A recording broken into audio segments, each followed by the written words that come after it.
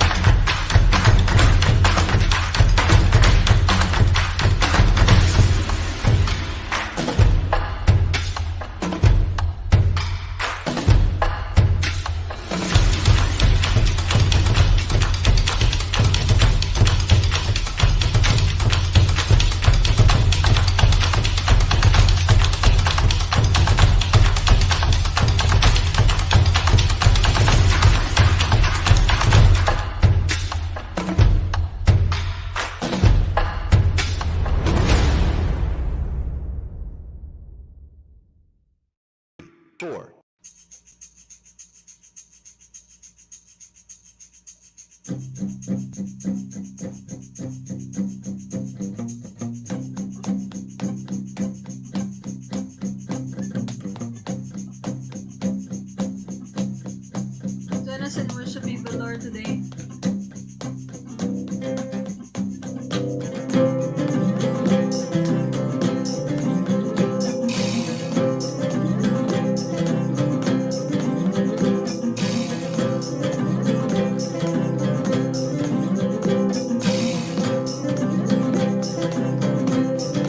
God is fighting for us. God is on our side. He has overcome this. He has overcome. We will not be shaken. We will not be moved. Jesus, you are here. Oh, hey. You are here, Lord. Sing, carrying our burdens, covering our shame. He has overcome, yes, He has overcome. We will not be shaken, we will not be moved. Jesus, you are here. I will live, I will not die. The resurrection power of Christ alive in me, and I am free in Jesus' name.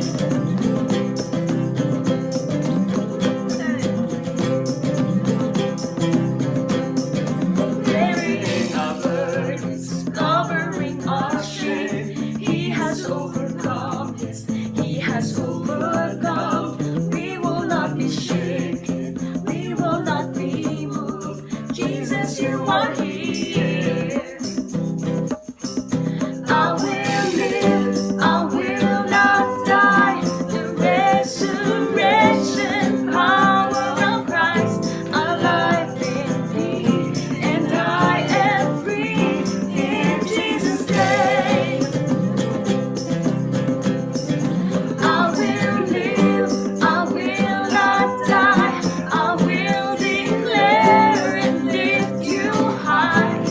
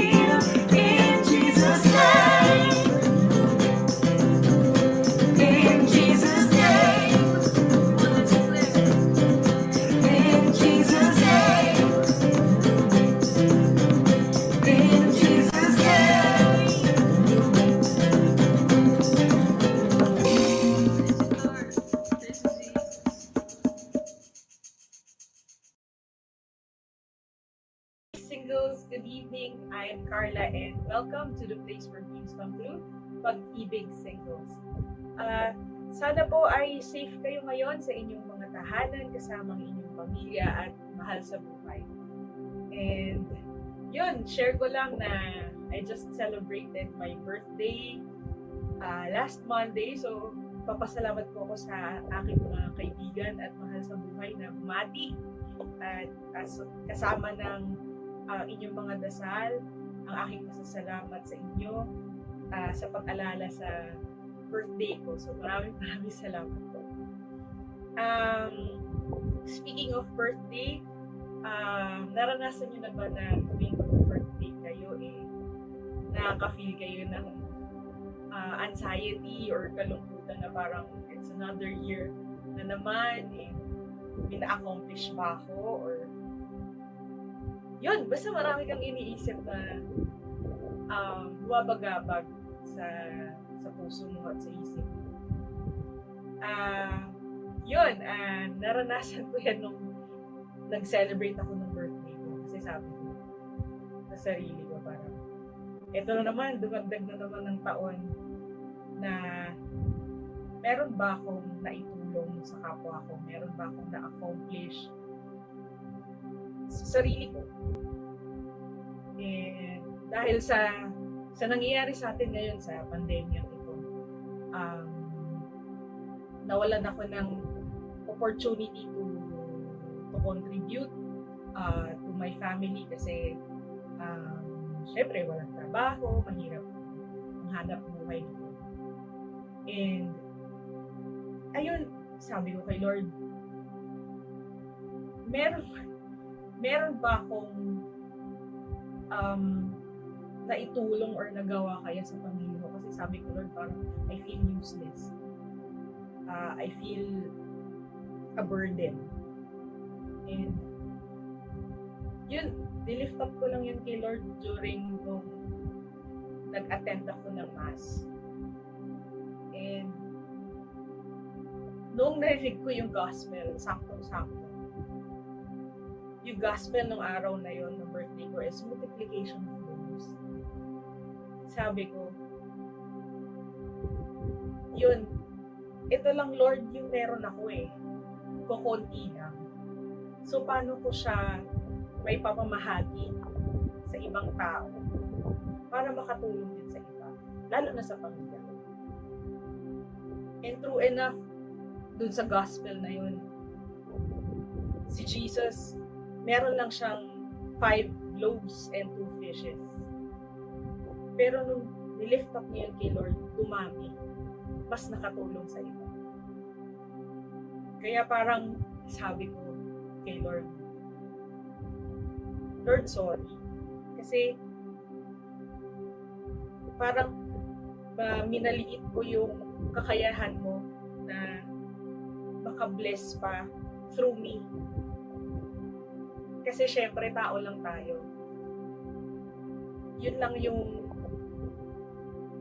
kakayahan natin na mag-alala, kakayahan natin na magreklamo, kakayahan natin na mawalan ng lakas ng loob. Pero kung ililift up mo yun kay Lord, lahat ng lungkot, anxiety, problema mo, asahan mo si Lord, hindi ka papabayaan. Kasi nangyari na yan sa akin maraming beses. And ngayon sa panahon na to, mas kailangan natin ng dasal. Mas kailangan natin si Lord. Kaya kung ano man yung iniisip mo ngayon, kung ano yung mapagabag sa'yo, idasal mo lang yun kay Lord. Kasi tapat siya sa pangako niya na hindi ka niya mapapagabag. Na hindi ka niya iiwan sa gitna ng lahat ng ito na nangyayari sa atin, sa paligid natin. Asahan mo yan. Kasi nasa salita na niya yan na huwag kang matakot. Natapat ang Diyos sa kanyang pangako. Ngayong gabi, awitin natin itong napakagandang kanta na sana gawin din natin itong dasal sa Kanya. Dasal ng pagpapasalamat sa lahat ng biyayang binibigay niya sa atin araw-araw.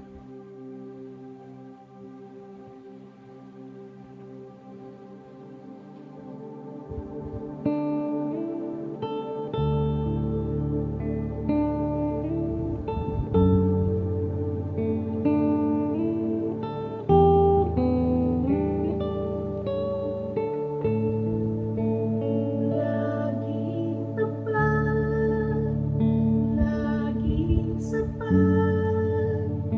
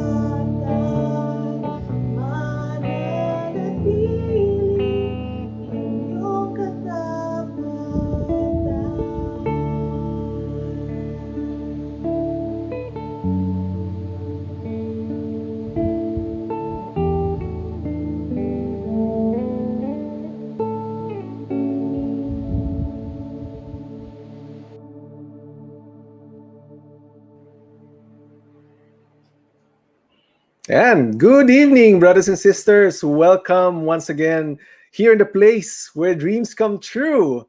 Pag-Ibig singles. Ayan. Kumusta na kayo? Ayan. Tingnan natin yung mga comments. Sino na ba yung mga nanonood sa atin ngayon? Si Ate Mitch ang aga. Eh. Good evening, brothers and sisters. Ayan. Good evening, Ate Mitch. Good evening, Jana. Rach, good evening din. Ayan, si Mariel, good evening. Yun, si Carla. Nako, good job sa worship mo, Carla. Ayan, very powerful. Amen. Talagang si God ay very faithful sa atin. Ayan, good evening din kay May Rose Baloyo. Guest si Miss Malou. Okay, mukhang friend siya ni Miss Malou, ang ating speaker for today. Good evening po sa inyo. Hi, Tita Milu. Good evening po. Thank you po sa palaging pagsubaybay sa aming Thankful Thursday. Yan. Good evening din, Pag-Ibig Singles. Nag-comment si Pag-Ibig Singles. Ayan. I-share nyo daw itong live stream natin para mas marami pang makanood, makabless sa ating mga pinag-uusapan dito at mas marami pang ma-reach out na iba pang singles out there. Ayan. Good evening din po, Ma'am Julieta. Good evening po. Sino pa ba? Yon. Si Ate Cathy, super miss and super love this worship song, sabi ni Ate Cathy. Oo nga, parang nakakamiss na nga yung mga lumang kanta natin.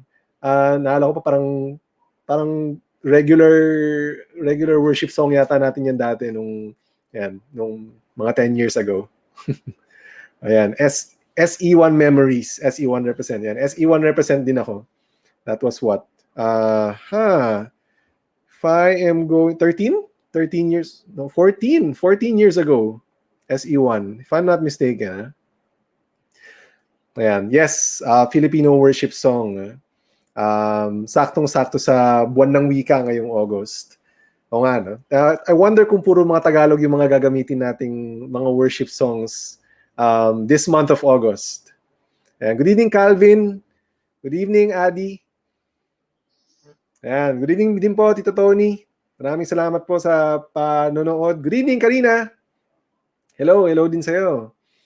Hi, Kuya Chris. Ayan, salamat, Carla. Ayan, nakapagsuklay lang ngayon. Ayan. At yun, binabati pa ni Kiko si Carla ng belated happy birthday. O nga, belated happy birthday ulit, Carla. Thank you for that worship. Alright. Meron ba tayong mga first-timers dito? Kung first-timer kayo, please type in the comment section of FB Live. Sabihin nyo, first timer ako. Yan, para batiin namin kayo. At batiin din ng mga members kayo. Ayan, and introduce yourself. Please let us know if it's your first time. Let us know where you are watching our Facebook Live. Ayan, sabihin nyo, ayan, para si Pau. Good evening, Pau. Salamat sa panonood. First timer daw si Karina. Okay, first timer this month. Totoo yan. Ayan, you can comment in the comment section. Ayan, sabihin nyo kung saan kayo galing. Ayan, pakilala kayo. Kunwari ako, hi, I'm Chris. I'm a first timer. Greeting from the city of Taguig. Ayan, dito po ako nakabase sa Taguig. Ayun.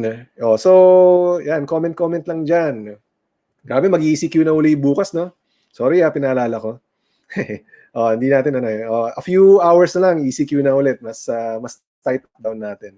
At siyempre, tuloy-tuloy pa rin ang ating pag-worship at ang ating pagsama-sama dito sa ating Thankful Thursday. Yan, with Pag-Ibig Singles. Sabi nga kanina, it's a new month. It's a new month, this month of August. And syempre, it's a whole new series that we have right now. Ang pangalan ng series natin ay Angat Pinoy. Sabihin nyo nga yun, Angat Pinoy? I'm sure sinabi niyo yun deep inside. Ayan, Angat Pinoy. Dahil ngayong Agosto, alam naman natin, Agosto, buwan ng wika. Ayan, buwan ng wika at kasabay din ng National Heroes Day. Hindi ko alam kung kailan siya, pero yan, malapit na ang National Heroes Day. Wala uling pasok, I guess. And we will celebrate the month of August in honor of our kababayans who are making a difference in our nation. Ang ating mga modern day heroes. Ayan. Excited na ako sa ating mga pag-uusapan this month of August, and excited na rin ako sa mga makikilala natin na mga modern heroes ngayong buwan na to. Don't forget, and salamat sa paalala, Ate Cathy. Don't forget to share and like and subscribe to our YouTube. Ayan, live din pala tayo sa YouTube. Ayan, pakiclick na rin yung notification bell para palagi kayong ma-notify kapag meron kami mga bagong episodes. Okay? Yan, pakihanap na lang po sa Facebook, Pag-Ibig Singles. Yun. Okay, salamat sa pagsabi ng Angat Pinoy. Alright, ano pa ba? Meron ba tayong mga birthday celebrators this month of August? Kami sa family namin, marami sa amin na nag-celebrate ng birthday. Ayan, good evening din hindi ko na-catch yung I think it was John na nagbumate. Ayan, John, good evening. Good evening sa'yo. Ayun, meron pang mga birthday celebrators ngayong buwan ng August. Sa family namin, ang dami. Yung mom ko will be celebrating her birthday on Monday. Tapos yung kapatid ko sa Sunday naman. Sino pa ba? May kabarkada ako, si B-Boy. Hindi ko alam kung nakikinig siya. Sa 25 naman si B-Boy. Uy! Si Ian! Okay, mag-birthday daw si Ian. Ayun, okay, birthday month din daw ni Tita Tess. Yeah, Tita Tess de los Reyes. Happy birthday po. Happy birthday din kay Ian this month of August. Sino pa? Hindi lang sa direct family ko, meron pa mga kamag-anak. May ninong ako na birthday na. Ayan, happy birthday din daw kay Kekay. Yan, happy birthday sa iyo, Kekay. I wonder kung may mga bago kang paintings na nagawa. Would love to see them again. Yan. Happy anniversary sa mga Razons. Happy anniversary sa inyo, Ajijo at Pao. O sino ba mga nag-celebrate pa ng anniversary this month of August? Yan, para mabati natin sila. Okay, kung hindi anniversary, monthsary. Sino nag-celebrate ng monthsary this August? Ano man ganun? Ayan. Birthday, anniversary celebrators. Ayan, itag nyo lang sila sa chat box para mabati natin sila. Ayan. And, sino pa? Si Kuya Christian Canlas. Okay, happy birthday. Kailan ang birthday ni Kuya Christian? Ayan, happy birthday, advance happy birthday, Kuya Christian. Sana okay ka dyan sa Canada. At sana hindi masyadong malamig. I-transfer mo yung lamig dito sa Pilipinas. Kailangan namin yan. Ayan, don't forget, happy birthday to my son, BA, on August 18. Ayan, happy birthday, BA, on August 18. Happy birthday kay Nanay Juliana. Happy birthday po, Nanay Juliana. We hope that you are okay. Yan, itag nyo lang sila sa ating comment box para mabati natin sila. And para marinig nila yung ating mga greetings. And again, don't forget to share this link that we have right now para marami pang mga friends and family members na makapakinig at malaman din what Pag-Ibig Singles is all about and what we are talking about here. Yan. Okay, ano ba yung mga announcements muna tayo. So nasabi ko na, like, share, and follow the Pag-Ibig Singles social media accounts. Meron ba tayong slide for that? Ayan, para kitang-kita natin. Meron tayong Instagram, it's at Pag-Ibig Singles. Tapos sa Facebook naman, meron yung Pag-Ibig Singles, Pag-Ibig Singles. And sa YouTube naman, ganun din, Pag-Ibig Singles. Yan. Sa YouTube, again, don't forget to click that notification button para you are notified when we have new episodes. Alright. Ang gagamitin nating hashtag kapag shinare ninyo yung link na ito ay hashtag Pag-Ibig Singles Angat Pinoy. Okay, nandito ba? Okay, ayan. Okay, tandaan nyo na lang.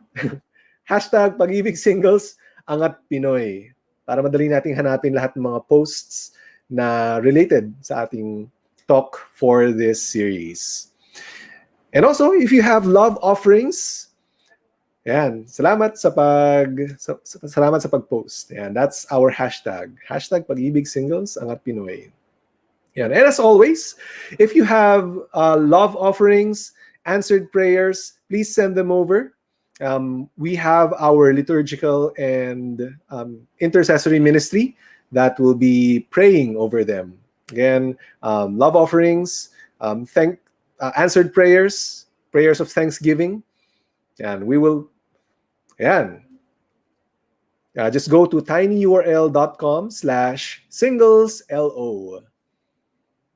Send over your prayer requests and thanksgivings over there para mapagdasal natin sila. Okay? And also, tomorrow, August 6 at 8 p.m. Alam niyo ba kung ano meron? Tomorrow at 8 p.m. we will have our fellowship. It's a virtual fellowship. It's our Nirvana class. And I think we have a slide for that. Yan. So, it's a Nirvana, Ultimate Body and Mind System. Balita ako sabi ni Cams, the best daw to na just to end the week right, pamparelax, masarap daw ang tulog after nito. Yan, it's a 45-minute Nirvana fitness class. And our instructor is Roxy Araneta. Yan. Again, it will be tomorrow, August 6 at 8 p.m. So how do we, can we share the slide again? How do we register? Sorry, hindi ko na-catch yung ano. How do we register? Ayan.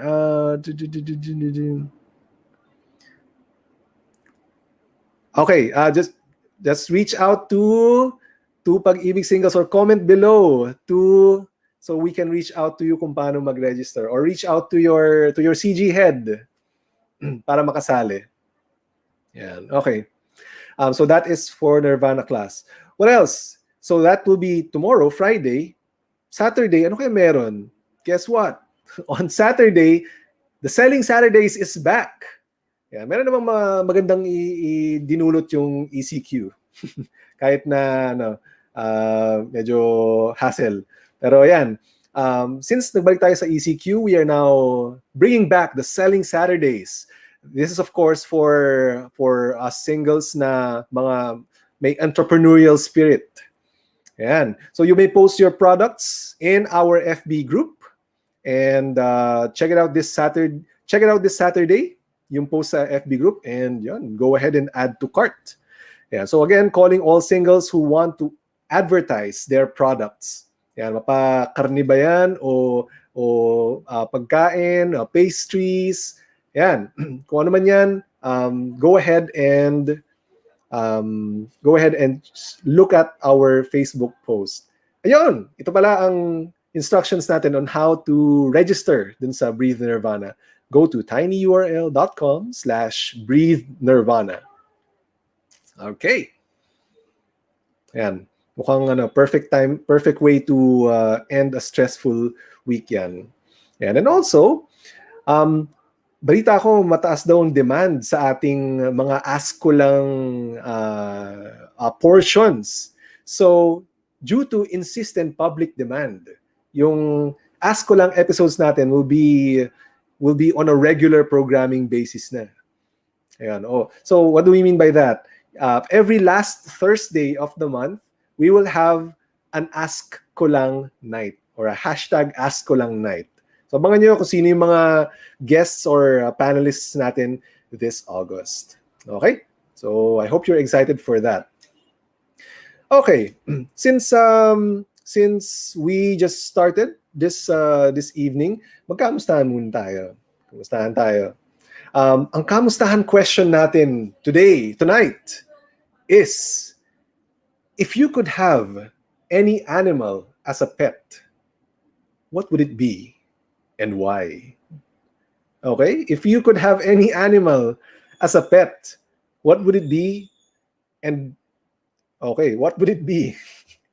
Kung gusto mo lagyan ng Y, pwede. Why? If you could have any animal as a pet, what would it be and why? Ano kaya? I wonder kung ano yung mga choices ninyo. Paisip nga rin ako dito eh. Nung isang araw may nakita ako sa Facebook, parang may police tapos may kasama siyang oso, as in bear. Tapos na medyo syempre natakot ako para doon sa police, pero hindi, yung bear mukhang trained. So kasi yung police parang may tinuturo siya sa ginagawa ng bear, na-amaze ako doon. So feeling ko pag may pet ako na bear, parang wala nang aaway sa akin. Yan, yun na naman yung palagay ko. So how about you guys? If you could have any pet or any animal as a pet, what would it be and why? Yan, syempre pinaka-common siguro, dog. Yan. Okay, sabi ni Ate Cathy, hippogriff. Okay, mapag-google muna ako dito Parang hulaan ko, hippogriff, nasa Harry Potter ba yan? Parang tunog Harry Potter. Okay, google ko yan mamaya. Hippogriff. I think nakita ko yung kay Karina, sabi ni Karina kanina, corgi. Corgi, ang cute ng corgi. Di ba, yun ba yung nisip ko yung Brooklyn Nine-Nine eh. Sino yung Brooklyn Nine-Nine corgi? Cheddar. Tama ba? Oh, I think corgi yun. Si Cheddar. Sabi ni Calvin, hedgehog or turtle. Okay, ibang-iba. I wonder, bakit kaya hedgehog or turtle? Hedgehog, yun yung maraming tinik, di ba? Tapos turtle, syempre, turtle. I wonder kung bakit hedgehog or turtle. Sabi naman ni Jasper, sloth. Okay, parang masaya din na may sloth na pet, no? Parang ang chill lang nila palagi. Parang pag na-stress ka, tingnan mo lang sila, tapos parang, okay, sige, everything will be alright. Alright, sabi naman ni Ate Mitch, my dog, Mochi, 1,000 lifetimes. Aww. Sweet. So, yan. Hello kay Mochi. Yan, I hope nanonood din siya. Okay, kinonfirm din ni Calvin na si Cheddar nga yung corgi dun sa Brooklyn Nine-Nine. Okay, sabi ni John, panda kasi cute. Oo nga, napaka-cute ng mga panda. Pag nakakapanood ako ng mga videos nila, ang sarap na nilang panoorin, parang wala silang kaproblema sa buhay. Parang wala rin silang regard for their own safety. Parang palagi silang nagtatumbling and parang palagi silang delikado. Anyway, sabi naman ni Rach, will always choose Chico. Ayan. Hello din kay Chico. Okay, sabi ni Kiko, quokka, yung pinakamasayang hayop. Okay, napaisip din ako kung ano ang quokka. Quokka. May Google naman ako sa harapan eh. Ano yung tsura ng quokka? Okay, maglo-load yan. Okay, ito nakita ko na. Parang chipmunk. Okay, I wonder bakit sabi ni Kiko, pinakamasayang hayop daw. I wonder why. Titingnan ko to mamaya after nung Thankful Thursday, Kiko, kung bakit siya ang pinakamasayang hayop. Yan, sabi rin ni Cams, panda rin daw siya. Tapos sabi naman ni May Rose, aspins. Aspin as in aspin. Ano ang aspin? Okay, sorry kung di ko alam. Aspin, okay, aso daw siya. And aspin, okay. Aspin na breed. What else? And sabi ni Ate Mitch, but if it's a wild animal, a giraffe. I love its beautiful eyelashes. Oh, okay. I didn't know na giraffes have beautiful eyelashes. So, okay, interesting. Asong Pinoy. Thanks, BJ. Yan, sorry. Kaya pala Aspin, Asong Pinoy. Okay. Yan, salamat sa correction. Yon. Salamat. Ano pa? Ito, nakita ko yung sabi ni Karina, axolot? Ano yung axolot? Okay, is that another shortened term for something? Okay. Madami akong i-google mamaya. Sabi ni Ate Cathy, Niffler. Okay, Harry Potter na naman ba yan, Ate Cathy? Okay. Sabi naman ni Adi, Persian cat. Okay, Persian cat. O parang sa mga cat breeds, parang yun lang yata yung alam ko. Persian cat. Okay, ano ba? May nakita ko dito, sabi ni Mariel, penguin. Wow, okay. Ano bang... naisip ko lang yung penguin na movie. Yan, okay. Yan, salamat sa... kung ako siguro... nasabi ko na kanina yung oso. Pero hindi ko siya masyado pang napag-isipan. Siguro after ng talk natin ngayon, baka magbago yung isip ko kung ano yung klaseng animal, anong pet ang gusto ko as... anong animal ang gusto ko as a pet. Ayan. So, bakit ba natin pinag-usapan yung mga pets? Kasi ang ating guest speaker ngayon ay isang animal welfare advocate. Ayan. She is a financial advisor by profession, pero as an animal advocate, she is the founder of Pawssion Project Foundation. Pawssion as in with a P-A-W-S. Yan, yun yung first part ng Pawssion. Yan, very clever name. She is a native from Bacolod and loves the island life. Okay, so brothers and sisters, with the love of the Lord, let's all welcome our guest tonight, Miss Malou Perez. Yay! Hello, good evening. Hi Malou, good evening. Hi. I'm okay. How about you, Sir Chris? I hope you're well. Healthy. Chris na lang. So Malou, taga Bacolod ka ba? Kasi nasa Bacolod ka ngayon? No, I'm in Manila now, pero originally from Bacolod talaga. Okay. So damay ka sa ECQ. Yeah. Kamusta ba sa Bacolod? Anong state nila doon ngayon? Ano yung quarantine level nila? I think we're in ECQ. Okay. So a little modified GCQ pala, I think. Parang ganun. Modified GCQ. Okay. Buti pa sila, no? Yeah. Alright. Kita ko agad sa likod mo, meron ka agad na visual aid agad dyan. Erica, you say hi. Say hi. Tapos nagsalita siya, hi. Yeah, magulat kayong lahat. How about you, Malou? If you could have any animal as a pet, what would it be and why? I'm not sure kung part yun ng talk mo, pero if you could have any animal as a pet, what would it be and why? Animal, hirap one lang. But I've always been a dog lover. Parang hirap pag one lang, hirap mamili. Okay, so sige. Dog without a doubt, but I've always wanted a dolphin. I've always wanted a dolphin, of course, but in the wild. Yeah, syempre ayoko naman gawing captive yung dolphin.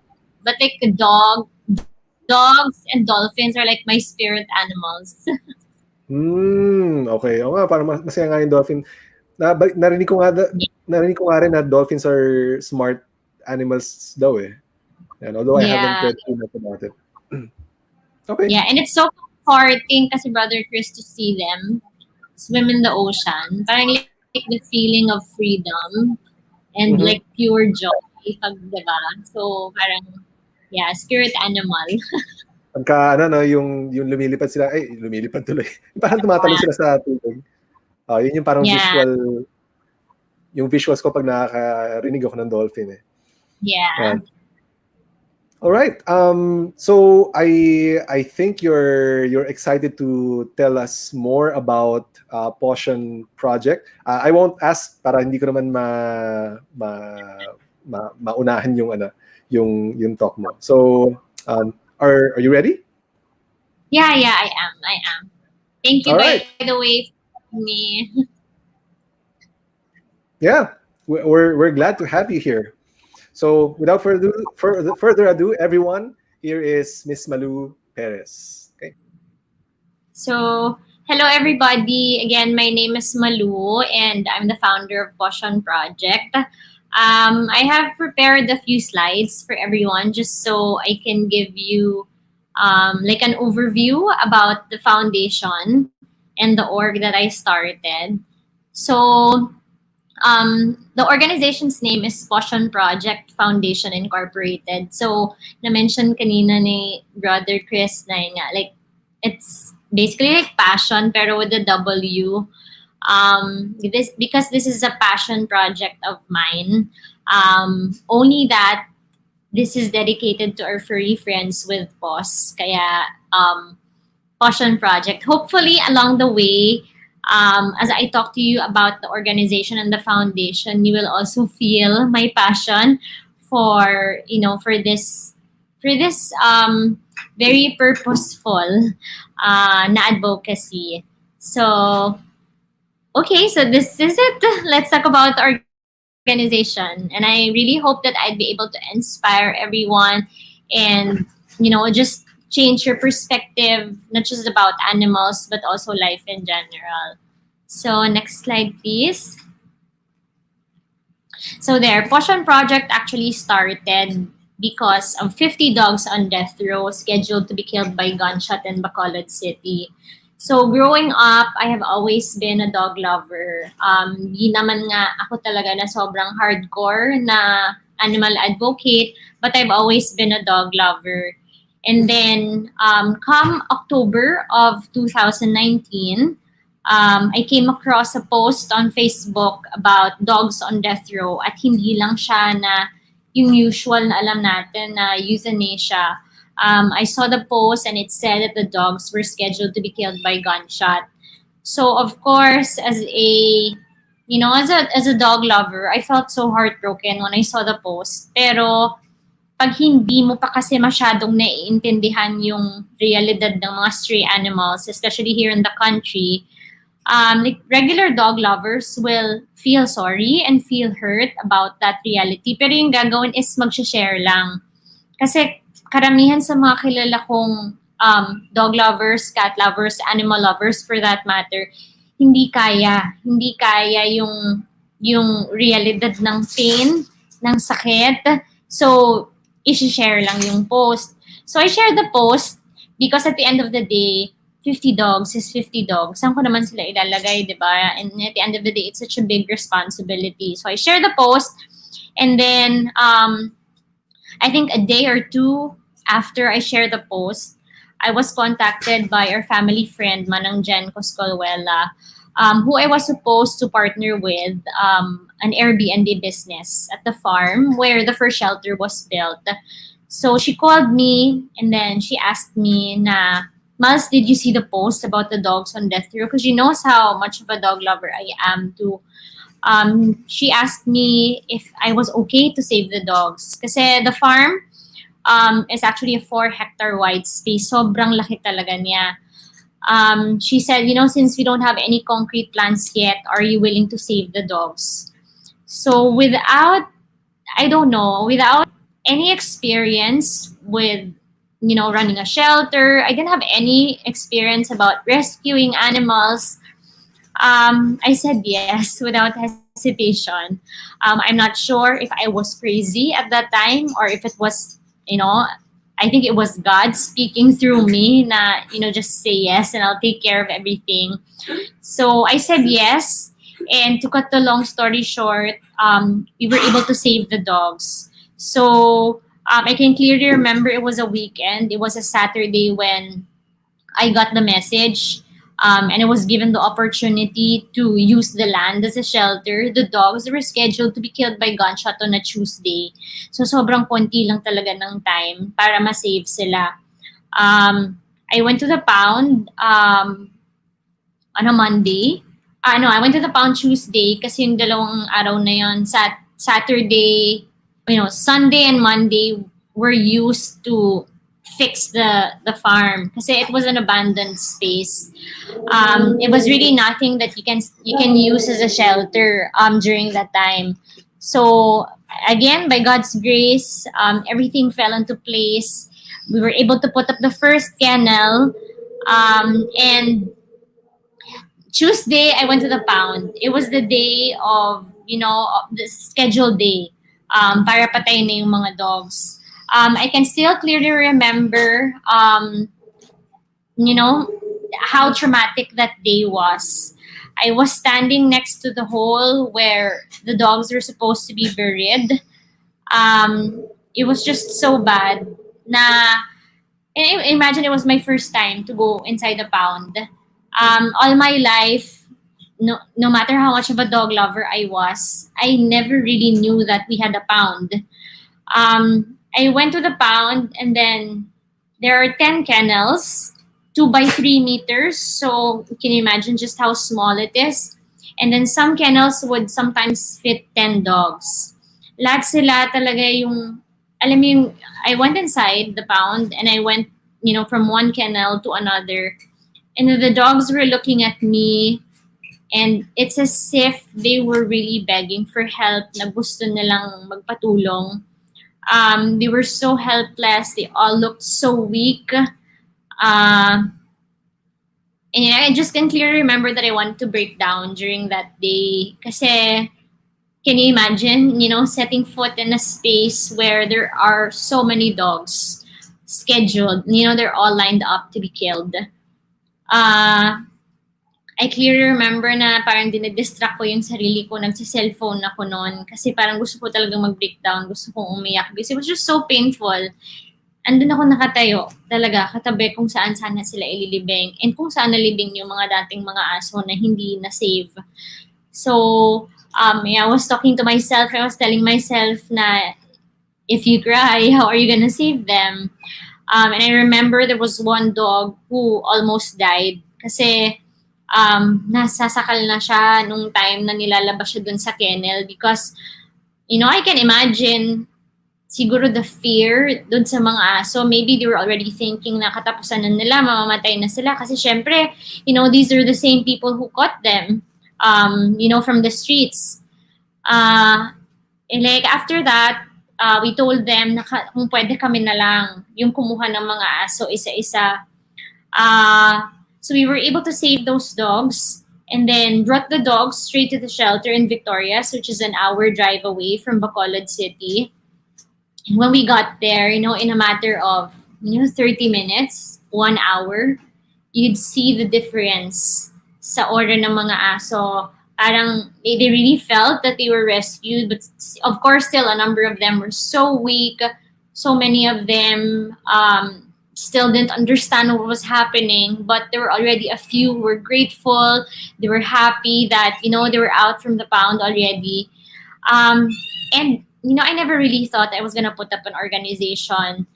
Talagang hindi ko inisip na gagawa ako ng shelter, magtatay ako ng foundation.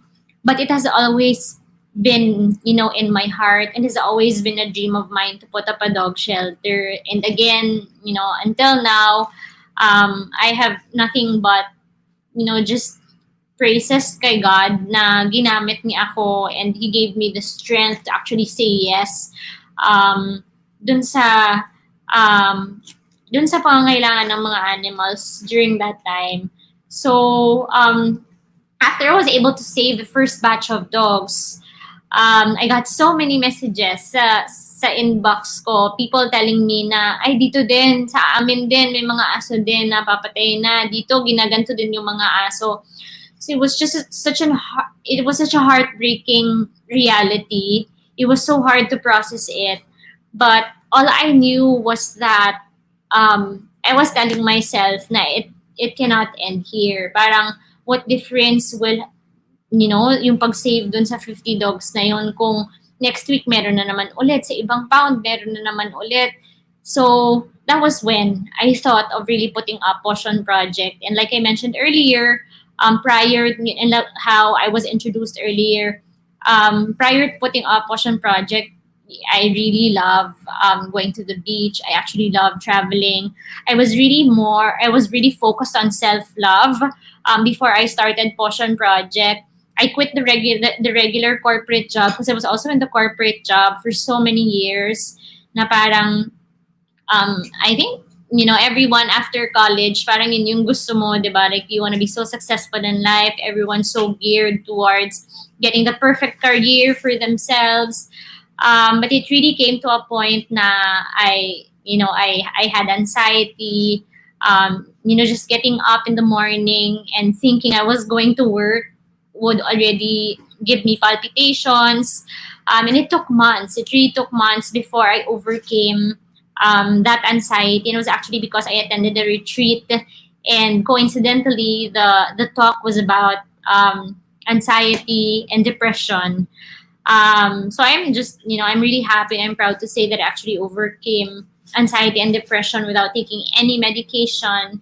It was all because of God's grace and, fervent prayers talaga.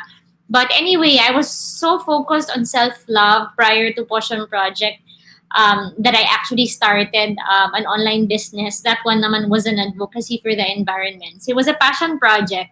And then when I opened the shelter, I thought this is actually also another passion project because I've always wanted to put up a shelter. But this time it's dedicated to our furry friends with Paws. That's why I named it Pawssion Project. So that's basically how Pawssion Project started. So since October of 2018, we've already rescued more than 1,000 dogs and cats. We've also rescued a few people. And then we've rehomed more than 500 animals, and we still have over 500 dogs and cats sa dalawang shelter ngayon. So that's basically like an overview of how Pawssion Project and what this organization is all about. Next slide, please. So this is the mission of Pawssion Project. It's really to rescue, rehabilitate, and rehome abused, abandoned, and neglected animals. For so many years, sobrang daming mga animals, yung mga ina-abuse, na-neglect, even in the country where, in this country where dog meat trade is actually illegal, so many places na kumakain pa rin ng aso yung ibang tao, nagpa-practice pa rin ng dog meat trade yung iba. Especially now during the pandemic, there's just so many reports on Facebook, on Instagram, on Twitter na mga kittens and puppies being thrown sa gilid lang because they're unwanted. So that is basically the mission of the organization. It's to rescue, rehabilitate, and rehome abused, abandoned, and neglected animals. But our vision, my vision, is that we get to that day that we actually no longer have to rescue because we have already inspired people enough to be kind to animals. We have inspired people to, look at them as God's beautiful creatures who were also created just like us. So that is really the vision of Pawssion Project. So next slide, please. But in paper, so this is our vision. It is the creation of animal-friendly communities that foster kindness to all living creatures with the goal of achieving the 5 freedoms for all stray animals. So let me just briefly discuss the 5 freedoms for, actually not just for stray animals, but for all animals for that matter. Kasi parang yun yung maging basis natin. Just so we know how we actually should act towards animals. So next slide, please. So these are the 5 freedoms of animal welfare. First is the freedom from thirst, hunger, and malnutrition. I think this is really very, very parang basic understanding na, dapat lahat ng mga, all these animals are actually also living creatures. So, and it's very important, most importantly, if you get a pet, that you have to make sure that you're able to provide for their basic needs, which are actually food and clean water. But the reason why Pawssion Project is here is because we really want to be able to speak up for the stray animals na wala namang may-ari sa kanila. Wala naman talagang nagpapakain sa kanila. So this is why we want to continuously inspire people to, feed stray animals. This is why we want to continuously inspire people to be kind to stray animals because they only rely on garbage food. They only rely on, food that are shared with them by people who are kind to animals or people who actually understand that they also need food. So this is the first freedom that their first freedom that we actually should learn to honor. Next is the freedom from fear and distress. So this is basically by ensuring conditions and treatment which avoid mental suffering. So, marami din actually mga pet owners who will get pets only to hurt them, only to, pag, alam mo, merong ibang mga aso na they're very hyper. Tas kung may masira sila na bagay dun sa loob ng bahay, sasaktan sila or mamaltratuhin sila ng owner.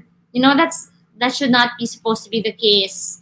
The fact that you're actually getting an animal, parang kailangan mong intindihin na you're actually just taking in like a new family member, like a new kid. You're welcoming a new kid into your home, and remember that this animal will never be able to speak up for itself.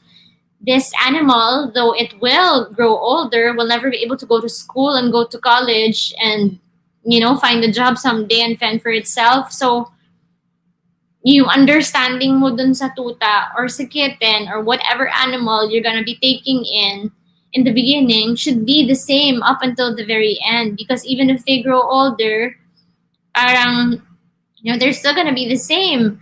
They'd be able to learn along the way through consistency yung pagtuturo mo sa kanila na yun. You should not be in the bed, but it will take, parang dapat constant yun na remind sila. Hindi naman sila kagaya natin na pagsabihan mo na wag kang magwiwi dyan, or dapat you don't bark at strangers, or you don't bark at people na papasok sa bahay. Hindi naman nila ma-pick up ng ganon. So, we should be able to provide them an environment that's, free from fear and distress. Third is freedom to express normal behavior for them. Dogs, especially the big ones, they're supposed to be able to be in a big space to run around and play. That's why it's very important when you take in a pet, dapat naaangay din siya sa space ng bahay ninyo. Kasi, there's so many dogs, even may mga breed na mga aso na surrender sa amin sa Pawssion project just because all of a sudden, nagiging aggressive sila. And then when you dig deeper and when you interview the owners, the reason why naging aggressive pala yung mga aso is because they're caged. They're just caged. So imagine, getting a German Shepherd, getting a Golden Retriever, or any other big or working dogs, only for you to cage them.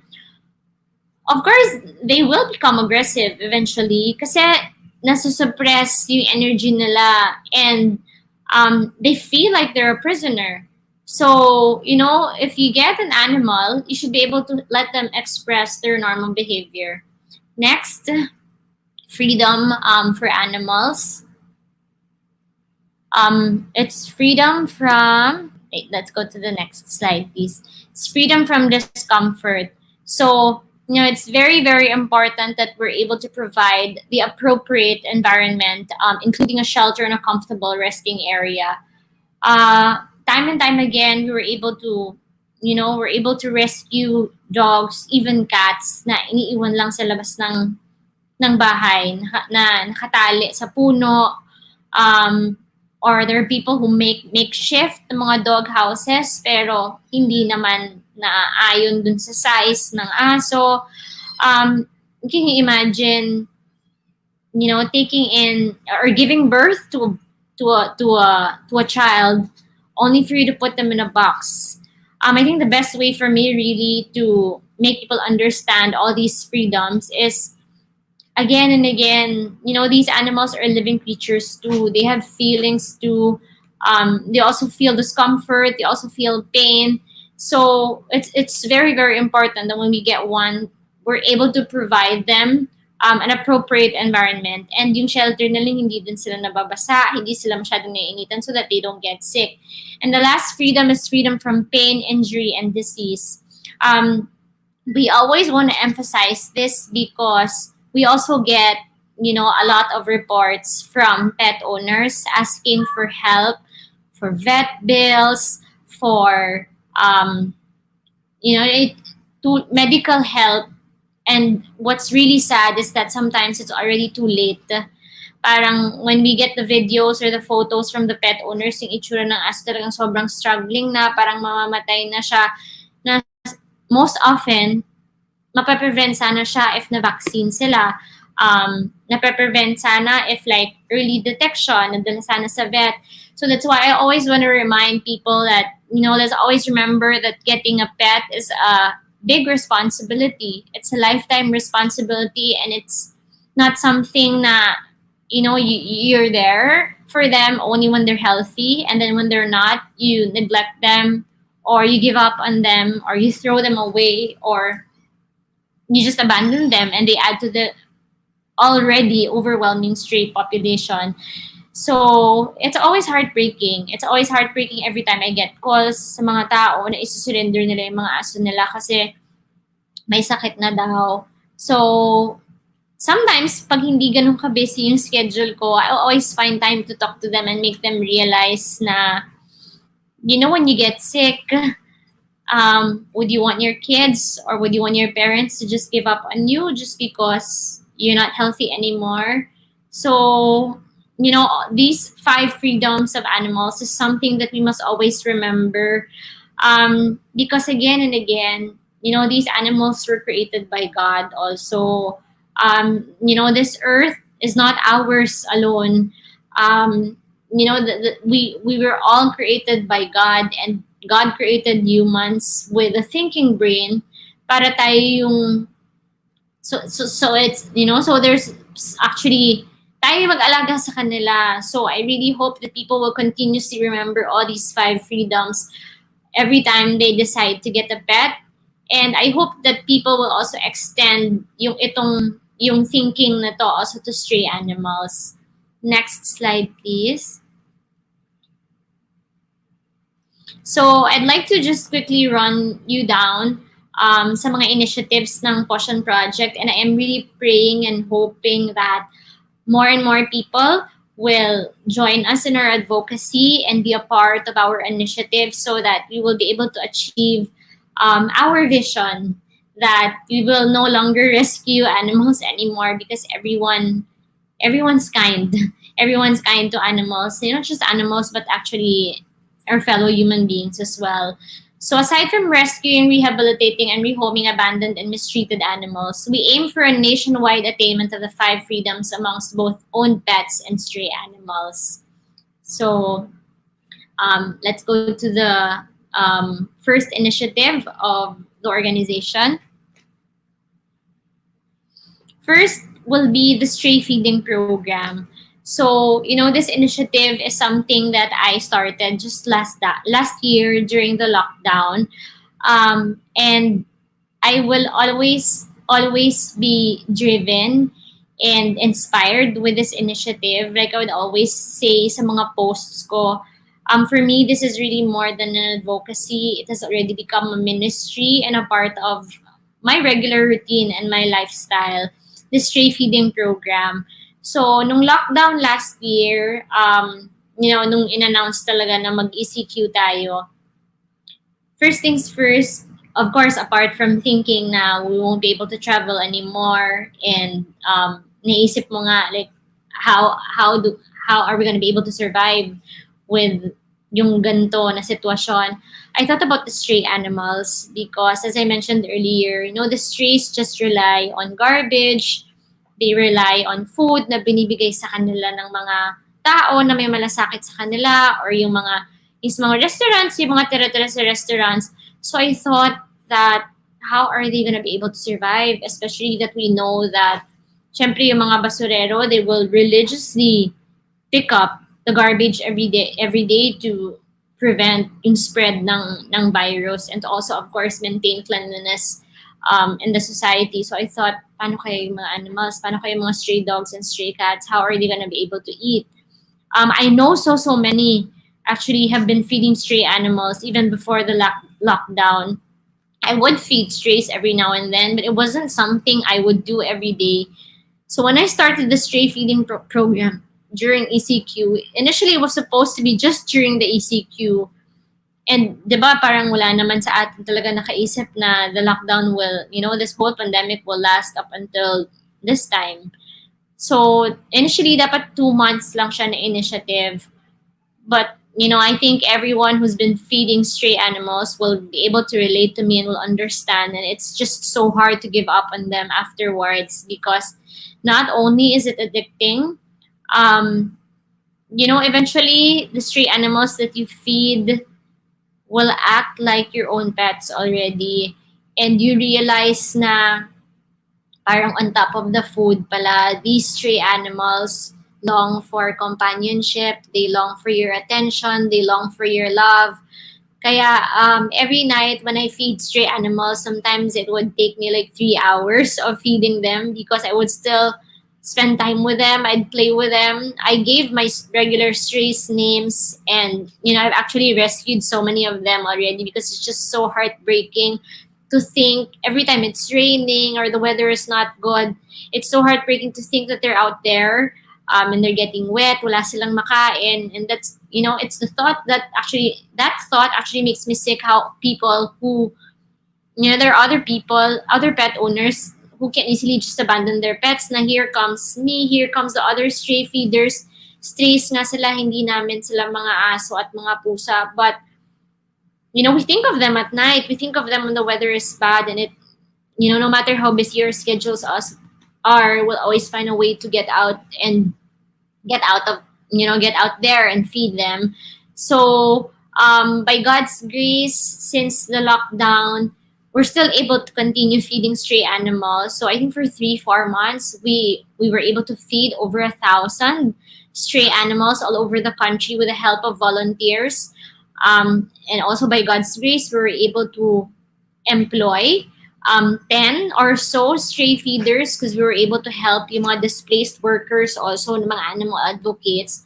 So we sent them allowances and we sent them supplies to help feed more stray animals. So, feeding stray animals is a very, very life-changing na initiative. And, it's really changed so much of my perspective. It's led me to a lot of homeless people also. Na parang you just realize, grabe tong ibang mga homeless na nakikita mo with dogs also, na parang they have really nothing. They don't have a home, they don't have a family, but they do everything they can to also feed itong mga strays na na-adopt nila because, those dogs, those cats have become their only family. Those dogs and cats have become their only companion when the world was on lockdown, when everyone was, trying to get away from the virus safely inside their homes. Parang, again, I cannot emphasize enough just how beautiful stray feeding is, and I hope everyone will will be able to experience it as well. So next initiative of the organization, let's go to the next slide, please. Sige, let's just skip this one na lang. We've shared this on the page for those who are interested to know kung ano yung pinapakain namin. But yeah, I just really want to emphasize this one that, even our small acts of kindness towards strays can actually help lessen the rabies cases. For those who do not know, we actually have the Anti-Rabies Act. For people who continuously clamor and nagrereklamo na kailangan tulungan yung mga aso, we actually already have an existing Animal Welfare Act. It's RA 8485. But you also have to understand that rabies is real, which is why there is the Anti-Rabies Act. But, as an animal advocate and as someone who's been rescuing so many dogs and cats from, dogs generally from the pound, rabies is preventable. If only people are kind to animals, if only more people will feed stray animals. Kasi, some dogs and even some cats would get the rabies virus from the rodents kasi wala silang makain, so mga ngalkal sila ng basura, so they would fight. Alam mo, nakikipag-agawan sila din sa mga rodents din sa basurahan, and rodents are actually also, they also have the rabies virus also. So again and again, if only more people will choose kindness, if only more and more people will share what they have with the stray animals, these animals will understand that, they won't have to be fearful anymore. They won't have to run after, guys or, people who they think will hurt them. because lahat tayo nagiging mabait na sa kanila. Lahat tayo nagde-decide mag-share ng blessings natin sa kanila. Lahat tayo magbibigay ng pagkain sa kanila. So, if there is actually any message that, very continuously gusto kong i-share sa lahat, it's really kindness. And the strays and the dogs and cats we've rescued continuously teach me about that virtue every day. They continuously remind me that kindness is actually what will save the world. Dogs and cats do not really understand our language, but they will always be able to understand kindness. Next slide, please. Another initiative of Pawssion Project is also spay and neuter vaccination drives and vaccination drives. So as I mentioned earlier,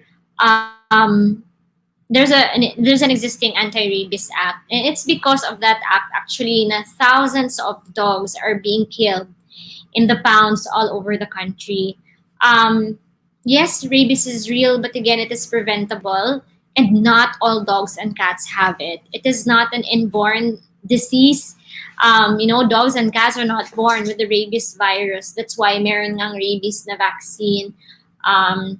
So it always breaks my heart how so many dogs, so many innocent dogs and cats are killed in pounds just because of it. And that's why we continuously push for more spay and neuter drives. It is kapon, basically. So just so you know, the Philippines now has around 13 million stray animals. So hindi pa dun kasama yung mga pets. Can you imagine just how many homeless animals are in need of help? Just how many homeless animals will continue to overpopulate if hindi sila nakakapon? One female cat, na mabubuntis siya 3 times in a year. A female dog, mabubuntis siya twice a year. So for me, it just does not make sense na patuloy silang huhulihin, patuloy silang i-impound, papatayin, babarilin sa pound, gugutumin, when in fact it will not solve the problem of overpopulation and the rabies problem. So that's why one of the initiatives of Pawssion Project is being able to offer spay and neuter for free, because that is actually very expensive in private clinics. So we continuously have donation drives for Libre Kapon. We also continuously pray that we find private people and companies na mag-donate for the spay and neuter drive so that we can offer it for free to general public, because really spaying and neutering is the best way to solve the problem and to save so many lives. Next, initiative of the organization. Let's just skip this one. Anyway, I mentioned about it earlier. Next is, let's just skip this one na lang. Next is we also continuously partner with barangays, with homeowners association, and the LGUs also, and promote responsible pet ownership. Kasi, again, these stray animals are not out there because it's their fault. We have a very overwhelming stray problem because there are so many irresponsible pet owners. So many people will get a dog or a cat only because they're cute. And then in the end, pag pangit na sila, pag may sakit na sila, pag may galis na sila, people will give up on them, thus adding to the stray population. So, mabubuntis na naman yon pag babae. Pag lalaki, mabubuntis na naman siya ng babae na stray, na dog, or na cat. So, the problem is, it's an endless cycle, and kawawa talaga yung mga dogs and yung mga puppies and mga kittens because they're innocent. Na parang, if only nakapon na spay and neuter yung nanay and tatay nila, sana hindi na nadagdagan. And spaying and neutering actually also helps na mas ma-healthy pa sila. There are also so many diseases, may mga sakit na sana na-prevent pag nakapon na lang yung mga aso. So, we continuously partner with, as many groups and as many LGUs, barangays and homeowners as possible para makapag-promote ng responsible pet ownership campaigns. And also, for us to be able to make people understand kung gaano kalaking responsibilidad yung pag-take in ng pet. Next would be, let's go to the next slide, please. Anyway, all of these things, you may also find it in Google. But I, again, would like to remind all the pet owners that it's very, very important that your pet's vaccinations are updated. Again, I'm not so sure, but maybe there are some of you here who's experienced na namatayan ng aso because of distemper. Distemper is a very, very deadly virus. It's just so traumatic if na-experience nyo na siya. There's no cure. It's actually even worse than COVID because it's really airborne. But it is preventable. So many diseases that are fatal are actually preventable if only you give them the core vaccines. So kahit 5-in-1 lang, we already have mga 6-in-1, 8-in-1 right now. Pero kahit 5-in-1 lang. So the 5-in-1 actually is what's gonna prevent them from acquiring distemper, parvo, lepto, yung mga fatal na mga basic na mas madaling nakuha ng mga aso. So please have your pets vaccinations updated. Every year siya nire-renew. So it's not a one-time na vaccine. So you have to bring your dog to the vet every year pag mag-expire na yung vaccine na together with the anti-rabies vaccine. So next slide, please. Yeah, let's just skip that one na lang. Another initiative of Pawssion Project is, we regularly conduct adoption drives. It's just sad right now that ECQ na naman ulit. We were supposed to have an adoption drive, but then again, naabutan siya ng heightened na GCQ, and then we're back to ECQ again tomorrow. But like I mentioned earlier, I'm just so happy that ever since Pawssion Project started, we're able to rehome more than 500 dogs and cats already. So many lives have changed. Not just the life of the dog and the cat that we rescued, but I've heard so many beautiful testimonies from people who have adopted from us, whose lives were changed. So many, those who, yung mga taong who underwent depression.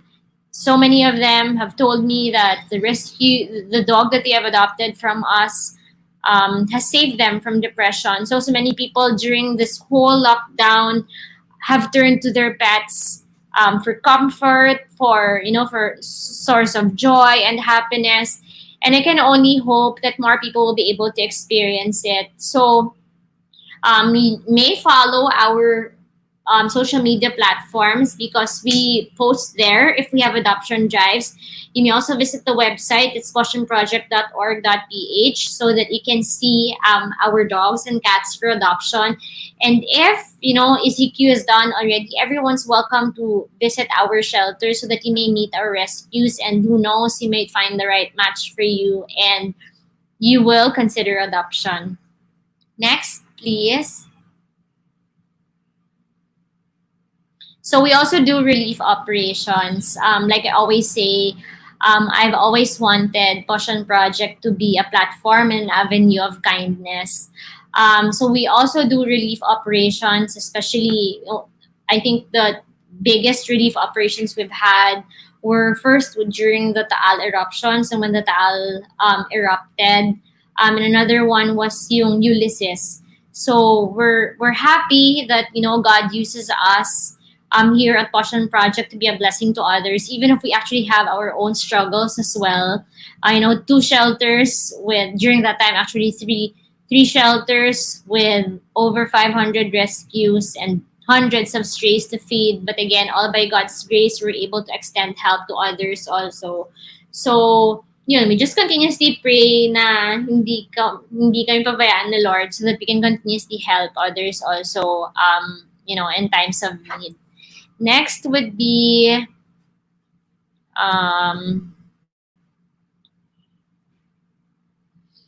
So I hope people will also understand that we also have our own struggles, and our reality is actually far from what most people think. No matter how active we are on our social media platforms, of course, we also lack support. We do not get any government or corporate funding. We solely rely on donations and our personal funds, volunteers chipping in to help with the expenses. There's so many deficiencies in the implementation of the existing Animal Welfare Act and insufficient resources. So, especially right now, again during the whole pandemic, it's always such a struggle. And what breaks my heart talaga is that every day I get a lot of messages and reports from people, and people asking for help. Yun yung pinaka-heartbreaking, na gusto mong tulungan sila, but you just can't help all because you also have limited resources. So that those are just some of our struggles. Next would be so this is the part where you guys can come in. This is where we need your help the most. Help us be a voice for the voiceless, because like I always say, these animals will never be able to speak up for themselves, but only if you look into their eyes, that you will actually see. You will not be able to see a dog or a cat or an animal. You'll actually see a soul. And like me, for example, because I already actually lost like a number of my dogs. The worst really was my Loki. He was my hero. He saved my life. Like one time na bigla lang, muntik na lang nasunog yung room because I was so exhausted, and then the candle na ubos na siya, and then almost na talaga na masusunog na. My dog Loki, who was also an adopted dog, woke me up from my sleep, but he unfortunately already passed away last year because of a kidney failure. So I cannot emphasize enough how how these animals continuously save me every day. And if only they can speak, if animals can speak, I think humankind will weep, because they will just hear all of the lahat ng heartaches ng mga animals after everything that they went through, lahat ng suffering nila, tas hindi nila ma-voice out, lahat ng mga aso na may sakit, na nagugutom, but they cannot speak up for themselves, and they only just rely on us to understand them. So this is where we need your help the most. Please help us, be a voice for the animals. There's so many ways that you can help us, and we may now go to the next slide. So these are the many ways that you can help us. First is, adopt or foster. If you can adopt, please do so. It is so life-changing. It changes the life of both, your dog or your cat and yours. We'll siguro abutin tayo ng next year if I tell you all of the beautiful testimonies of the adopters and all of the other people na nakapagsabi na talagang nabago yung buhay nila after they have adopted an animal. Because rescues are just the most grateful creatures. They've been through so much in life, and all they want is just love and and a home and a family. So again, my fervent prayer is that more and more people will be open to the idea of adopting. And if you cannot adopt, you can at least foster. But fostering is for the strong of heart, because you take in an animal only for you to let them go in the end, if we already find the right home for them. If you cannot adopt or foster, then you are welcome to volunteer for the organization. One of the best things that you can offer is the gift of time. You don't even have to be physically at the shelter to volunteer. We have so many committees. Ang dami din groups, so you can help volunteer for social media. If you're a photographer or if you're in the creatives, you can help us create pub mats and educational videos and materials to help spread awareness. There's just so many ways that you can volunteer. And if you have the resources, please donate, because like I mentioned, we only rely on donations, and we're able to do more if more people will donate. Let us never underestimate the power of collective effort. Kahit 50 lang yan, kahit piso lang yan, by God's by God's grace and by His hands, your donation will actually help save lives. So wag mahiya if you're gonna donate like an old bed of your dog who already crossed the rainbow bridge. One of the best ways is always to pay it forward. And if you cannot donate, then you can advocate. Everyone can do that. It's always free to share posts on Facebook because you'll never know kung sino yung sino aabutin ng na-share mo na post. It may be a person who will be touched with the story that we posted and will eventually choose to adopt or donate and be a part of the organization. So the change always starts with us. Again and again, if there's any message that I really want to share to everyone, in this world where we can choose to be anything, let us choose to be kind. And like I always tell everyone, for me, dog is just God spelled backwards. And I think, if only we will look into the eyes of these animals the way God sees all of us, then you will all live in a beautiful world. We'll all treat everyone with respect and kindness. The Pawssion Project has changed my life in ways I can never ever imagine, and hindi ko talaga siya ma-explain na the whole Pawssion Project journey is just a testimony that God is alive, that God is with us. Kasi like a regular person, for me, would not be able to bear all of these pain. All of the reports that we get every day, lahat ng mga namamatay ng mga aso at mga pusa, lahat ng mga ina-abuse, and then having to deal with 2 shelters with so many animals, being able to feed so many animals and also help out in any way that we can. All these are possible because of God's grace, because He's here with us. And I always tell, I'm so grateful because I always feel God's presence through Pawssion Project. It's led me to the right people also, and it's led me to like-minded people who just make me appreciate life. And you have no idea how many times I wanted to give up already because it's really exhausting in all aspects. But I can clearly remember, I think it was during the first few months of Pawssion Project when I went to church, because I was so exhausted. Again, I'm doing all of these things, managing Pawssion Project and the 2 shelters in different places while still keeping a regular job. I also have my own dogs and my own rescues.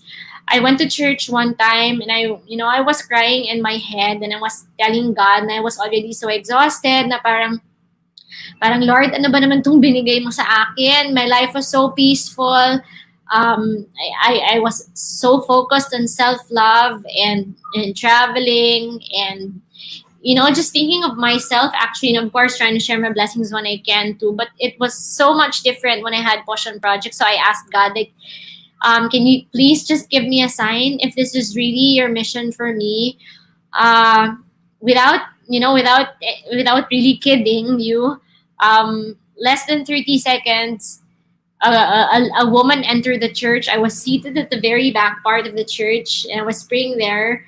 And then I asked for a sign. In less than 30 seconds, a lady entered the church carrying a puppy. And then that girl went to the, I think to the Sacred Heart na area ng church praying. So I was like, sobrang bilis naman, Lord, ng sign. So every time I feel like giving up, every time I feel exhausted, I always just think of that moment na parang, you've reached this far. Pawssion Project is almost 3 years now. And by God's grace, our rescues are healthy, are beautiful. I always just remember every time I'd go to the shelter, all these dogs smiling at me and running towards me, patay na dapat sila ngayon. But yeah, I think no matter how exhausting my life is right now because of Pawssion Project, it has never been this purposeful. It has never been this meaningful. So I really just hope that more and more people will be able to find that sense of purpose, because talagang iba yung buhay mo if you already know your sense of purpose. So I just have, this 3 P's that I want to share with everybody before I end the night. And this is actually, parang ito yung parang ito yung guiding piece ko sa life ko. So let's just go to the last slide. By the way, these are the different ways that you can help and donate. You may actually just visit our website, pawssionproject.org.ph. So I think this is the old website, but our new website is pawssionproject.org.ph. If you wish to help, donate, or if you want to adopt or volunteer, then please just visit our website. And finally, again, let me just share with you the 3 P's. And my guiding, these are my guiding P's every day. First is, it's very important that we're able to find our purpose and discover our purpose in life. Kasi I'm sure during this whole pandemic, so many of you have, experienced anxiety and depression.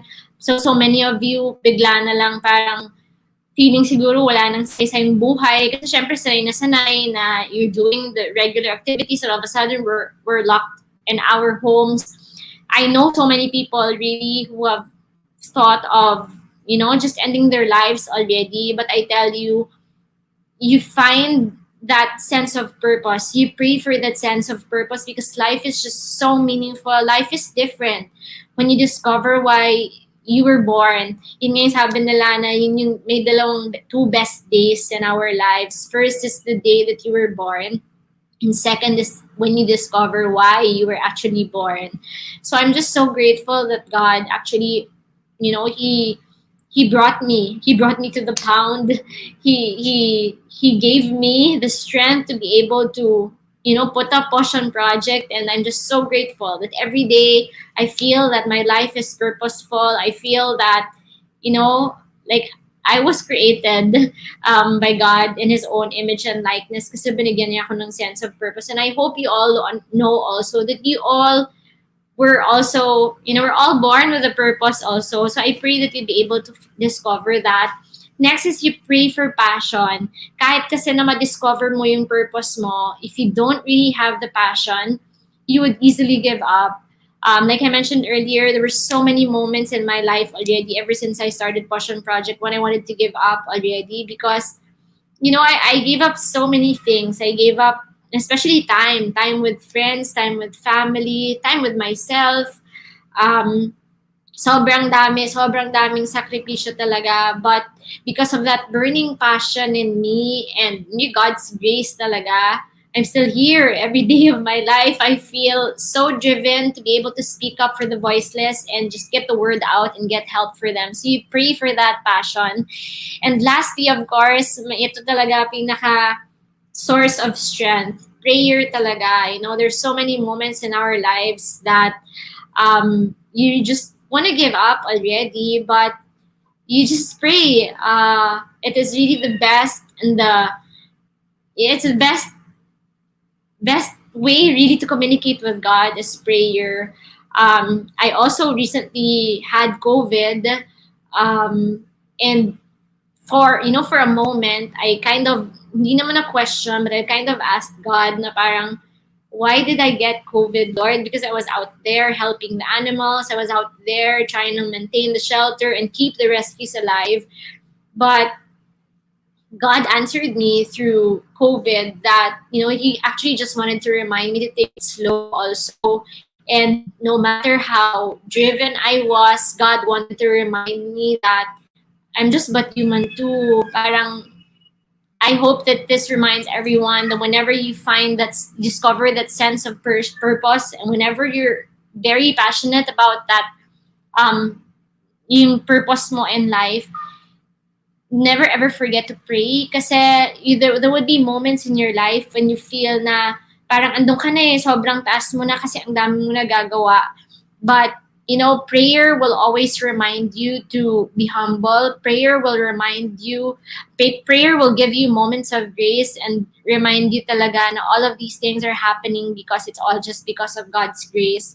So, I hope that, one way or another I was able to inspire all of you.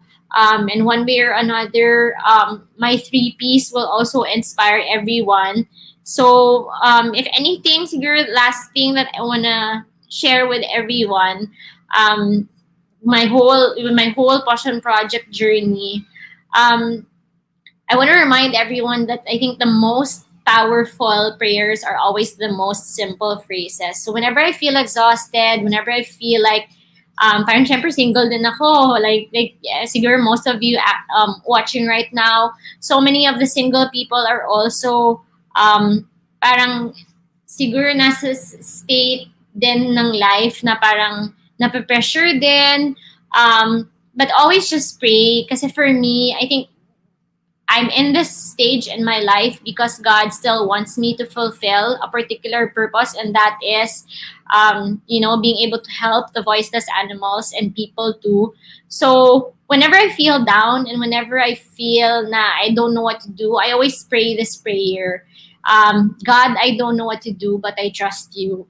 And then everything will fall into place, and you get to that moment of grace and peace and just surrender to God. So I really hope and pray that I was able to inspire everyone. I hope that I was able to change your perspective about animals, because again, they're also just living creatures that God created just like us. And I've always believed that all dogs go to heaven. So all these dogs that continuously save and rescue, for me, I always think of them as my tickets to heaven. Na parang kahit anong mangyari, I'm just excited na, these dogs will be able to welcome me in heaven together with God. So I hope, na sana marami din na mahanap nila yung sense of purpose nila in life, just like me. So thank you, everybody, and may God bless you all. All right. Thank you so much, Malou, for that very insightful, very eye-opening talk for us. Para sa akin mismo, talagang I had to admit na marami sa mga sinabi mo I'm very ignorant about yung 5 freedoms na shinare mo. That was very new to me.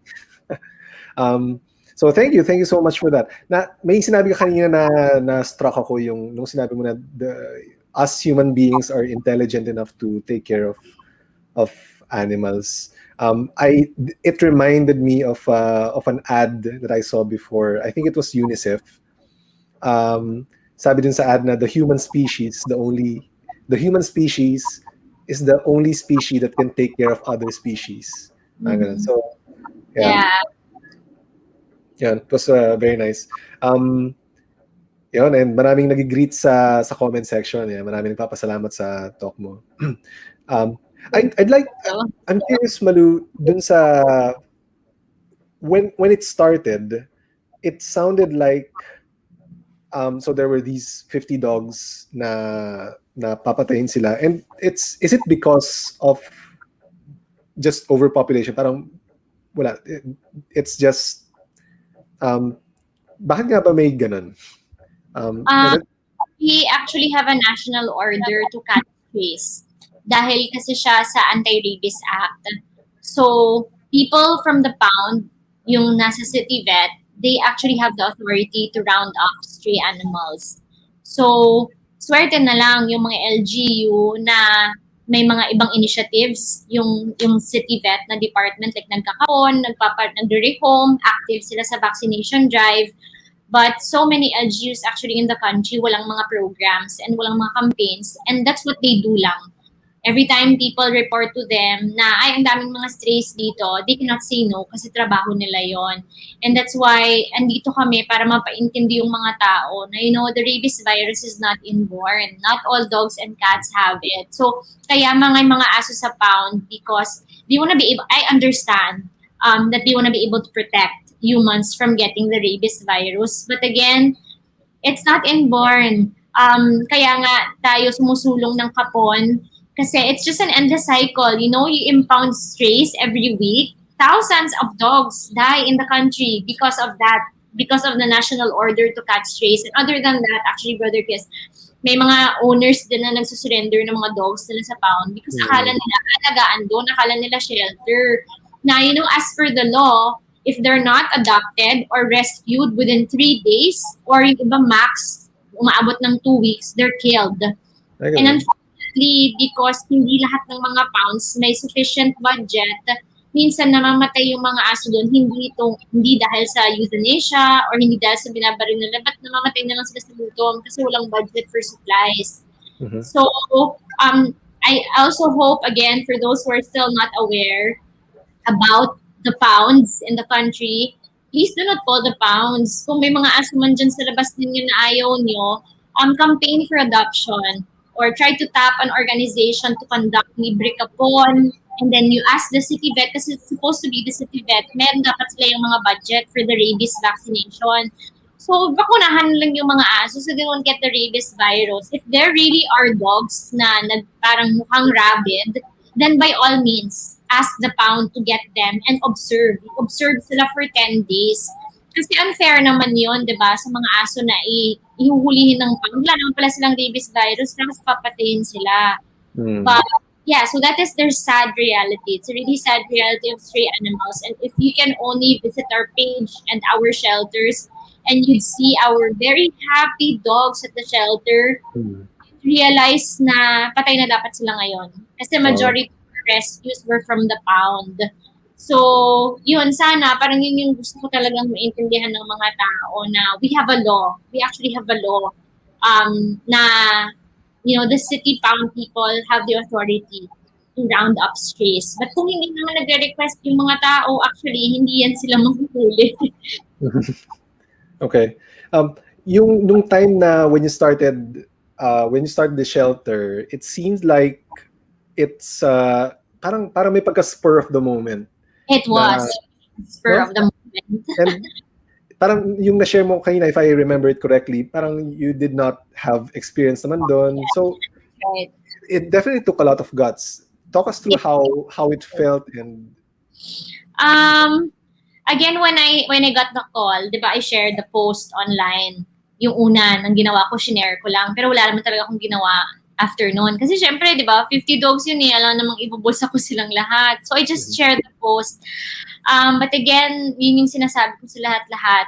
I really felt like it was all, na-prepare na to lahat ni God for me. And that's how I always think about things. Every time I feel like sobrang parang hindi ko na alam yung gagawin, iniisip ko lagi na, hello, umabot ka na ng ganito, wala kang kalam-alam in the beginning. So God was with me all throughout my journey. So parang when I said yes to it, talagang I learned everything through experience. I'm not a veterinarian, I'm a marketing graduate. I've never had so many dogs. We only had one dog. So I learned everything through experience. And like we always say, I think, diba, that's the best teacher. yeah. Galing. So I think that is definitely the makeup of a modern day hero. No, God is really our hero. He's just using me. Yes. And the rescues, for me, they really are my heroes. Parang, I cannot emphasize enough just how many lessons the rescues teach me every day. And I can only hope na more and more people will experience that as well. Mm-hmm. Yeah, I hope so too. Ayan, may mga nagtatanong na sa atin. Tinatanong ni Apok, sana po, hindi pala siya tanong. So comment ni Apok, sana po maisama niyo sa campaign ng Pawssion Project yung change in Pinoy mindset na aspins and pusakals are not as good as registered pedigrees bought in pet shops. That's right. Yeah, that's right. Parang, you know, our own animals, our own aspins and puspins are actually very discriminated. Kaya even if we actively promote adoption, medyo hirap pa rin po kami mag-rehome. Kasi syempre may mga tao pa rin na iniisip na they're dirty. Yung mga aspins and mga puspins, parang they're not as beautiful as those na may mga breed. Again, for me, they're all just equal. I'm not anti-breed na tao because like I always say, lahat sila create lang din ni God. But I really hope that people will also learn to value our own aspins and puspins because you don't even have to buy them. You know, just start feeding a stray animal, pick it up and give it a home and your life will be changed forever. And I also hope that, you know, this thinking will also inspire the existing breeders to become responsible ones kasi ang dami-dami po actually talagang irresponsible na breeders and backyard breeders in the country. So parang when you think of it, actually, they are just contributing to the already overwhelming overpopulation problem in the country. Kasi that's why so many rescued animals and so many strays are not given a chance to have a home kasi tuloy-tuloy yung pag-breed ng mga animals. So, again, I'm not really anti-breeding talaga. Like, the hardcore animal advocates will talagang no to breeding na. I understand that there are people who would need a specific breed of dog or specific breed of cat. May mga tao naman talaga na they can afford naman to buy and to give the needs of that animal na may breed. Kasi um, minsan ako, kahit ako na-hurt din actually ako, Brother Chris, for those people na may mga breeds sila na animals and then people mock them na parang i-adopt na lang, huwag ka nang bumili ng breed animals. We'll never know, di ba? Minsan yung ibang may mga tao na may mga breed na mga pets, malay natin may mga rescues din yon. Or malay natin tumutulong din sila. Baka allergic lang sila. May mga tao naman din kasi talagang asthmatic. So they only need a specific breed na ganon. But I really hope that, people will learn to value our own aspens and postpins. Kasi sariling breed natin to di ba? We should be proud of them. Parang, why would we even have to import a husky when we're in a tropical country and sobrang thick ng coat nila, so naiinitan sila dito? Why would we even have to bring them over here and stress them out? Kung ang dami namang mga aso pusa dito na they're all just deserving of love. It's just that hindi lang kasi sila napapaliguan, hindi napapakain ng maayos, kaya ganyan yung itsura nila. But, give them a good home, healthy food, and clean water, and love them, and they'll turn out to even be more beautiful na mga animals. Mm-hmm. So, and sorry, forgive my ignorance, pero pag sinabi mong Aspin, is it really a breed or parang mix of breeds na siya? Mongrel. Basically mongrel. So it's a mix na of breed. So parang okay. that's how we label stray animals. Kasi iba-iba na yung breed nila And for me, that's why I always prefer an Aspen because they're always a mystery. Parang, di ba, when you adopt an Aspen na puppy, you really wouldn't know how it would look like. So it's always a mystery and it's a surprise na, ay, ganito pala yung itsura niya. Unlike when you get like, a breed dog, alam mo na yun, when you get a golden retriever, when you get a corgi, you already know what it will look like. But parang for me, it's a mystery gift when you adopt a puppy na hindi mo alam kung ano yung breed niya talaga. True. So we are open for questions. May first question na tayo dito from Ate Mitch. Can you please share a success story of a rescue dog? I'm sure marami yan. Yeah. So many. Baka butin tayo ng next year. But just share siguro at least two success stories of our rescue dogs. One would be Loki. I mentioned earlier na my adopted dog and my hero dog's name is Loki, but he unfortunately passed away last year because of a kidney failure.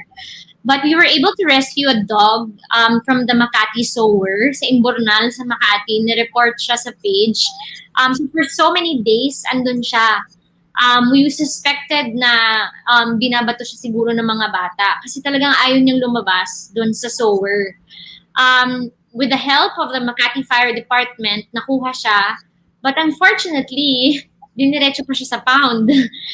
Kasi parang siguro yun yung protocol. So I was actually so mad then na parang na-rescue na yung aso tapos dinala pa sa pound.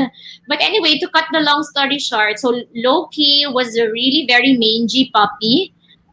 Talagang sobrang kawawa, takot na takot. But we were able to rehabilitate Loki for so many months at the shelter. And guess what? Loki's already in Canada now. He was adopted by 2 celebrity Canadians. And we were able to fly Loki to Canada in the middle of a pandemic before Christmas. So Loki now is living his best life in Canada. And another successful story would be that of Buko. So Buko naman is another stray animal that was reported to me in Cadiz. So it's siguro mga 2.5 hour drive from Bacolod City. So I went all the way to Cadiz to rescue Buko. Bali, he's a victim of animal cruelty. Bali, people would shoot him with a pellet gun. Because he's also very mangy. Sobrang kawawa yung na itsura. Meron kasi mga ganun na thinking yung mga tao. Pagka nakakadiri, yung yung itsura ng aso and yung pusa, hindi lang nila basta-basta tinataboy, sinasaktan talaga. So, Mm. sobrang dami niyang sugat, and then it was also reported to me na parang I think hinagis din siya. Basta is really a victim of animal cruelty. So I drove all the way from Bacolod to Cadiz and then got Buko, rehabilitated him, wala din siyang balahibo. Rehabilitated him, stayed in the house for more than a month. And Buko right now has been adopted by one of the Zobels. He's living his best life in the Calatagan farm, and he's actually just one of three more rescues that they adopted from us. So Tita Sofia told me that she's so grateful that we were able to open her eyes and to the reality of our own animals.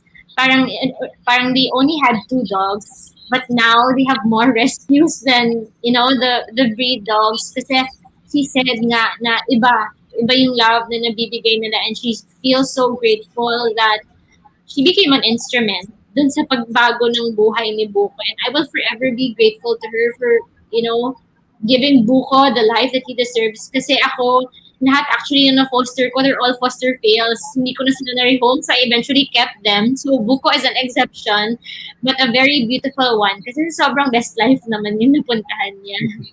Galing. Yung pa rin ba yung, do the new owners change the name or do they, tinutuloy nila yung pangalan?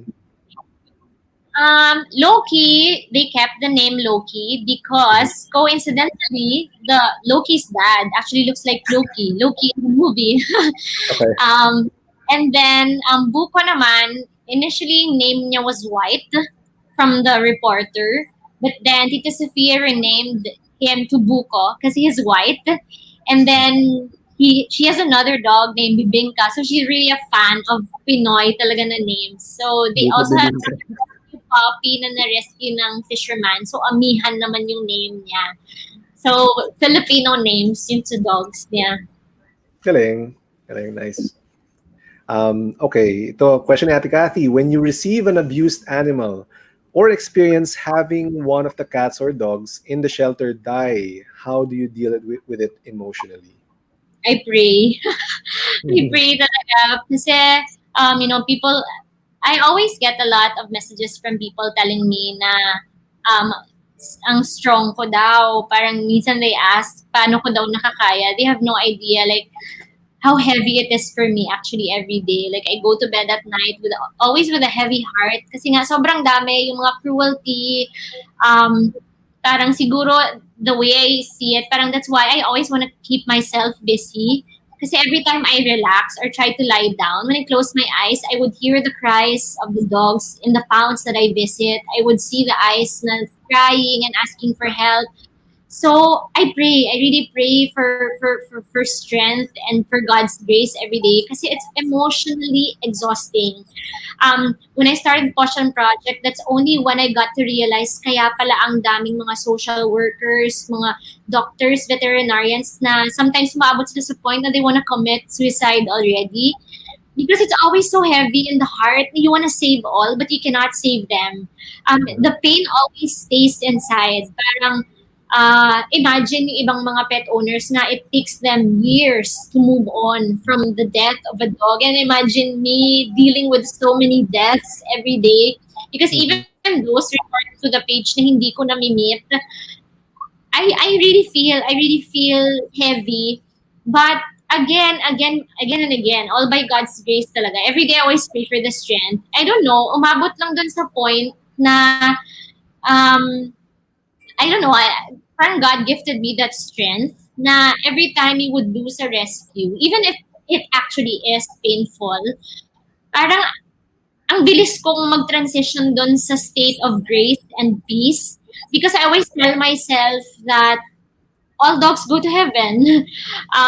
If we were not able to save them or if they already died, well, that's because God needed more angels in heaven. That's why they're there. Before, it was so hard for me to accept the death of a rescue, the death of a pet.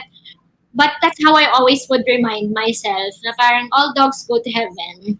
If we weren't able to save them, I know God knows our hearts that we tried to do our best. It's just that maybe it's their time already. So it's really all prayers talaga yung nagbibigay ng lakas. And then every time a traumatized dog gets to the shelter, we don't really have a formula. People ask us, how do you do it? We tell them we just love them and show them kindness. Parang we don't have any scientific explanation how we help them overcome the trauma. We just shower them with love and kindness just every day. That's why a lot of people and volunteers who've been to the shelter can testify to just how loving our rescues are. Kasi everyone who go to the shelter, they're all excited to pet the dogs and play with the dogs. So parang nawala na yung lahat ng negativity dun sa mga aso, sa mga rescues, because they're all showered with love. And I really hope na sana tayo ganun din, no? Na parang if only we'll be showered with love and kindness, sana marunong din tayo mag-let go. And sana marunong din tayo na hindi na mag-hold ng grudges, because animals are like that. They're just super beautiful creatures na just shower them with love and kindness, and they won't hold a grudge anymore. Like, they're all positive and they're happy, and they will show you back more love and kindness as well.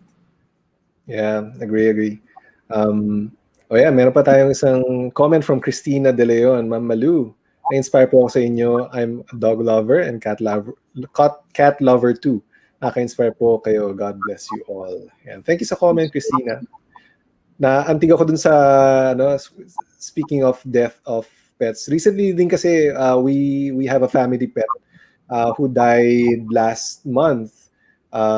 Sakto pa dun sa birthday ko. It was a day na umuwi ako sa amin kasi nandun yung mga pets.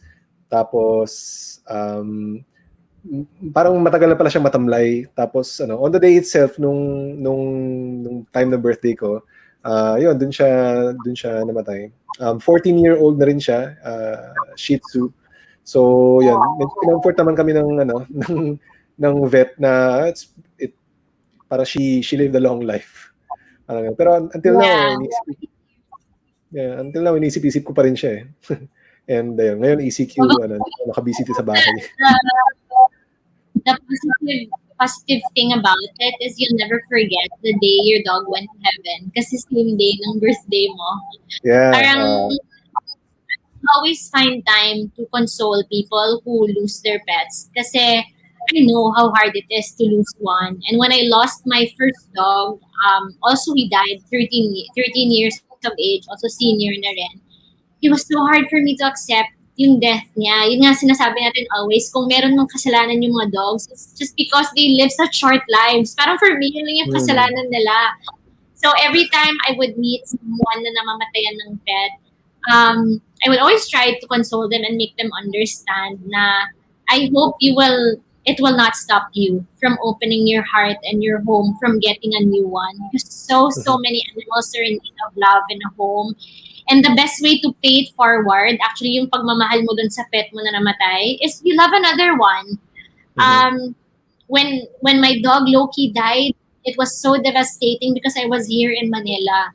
So imagine having to save dogs, but then you weren't there when your dog died and when your dog needed you. It was so heartbreaking for me na parang I had to ask my family na kailangan naka-freeze si Loki so that I'd be there before siya ilibing kasi talagang hindi ko matanggap na namatay siya when I was not there. So he was preserved for a number of days because my first flight hindi natuloy. So when I got home, and I was praying so hard to God when he was confined in the hospital na parang sabi ko, Lord, I've saved over 1,000 dogs.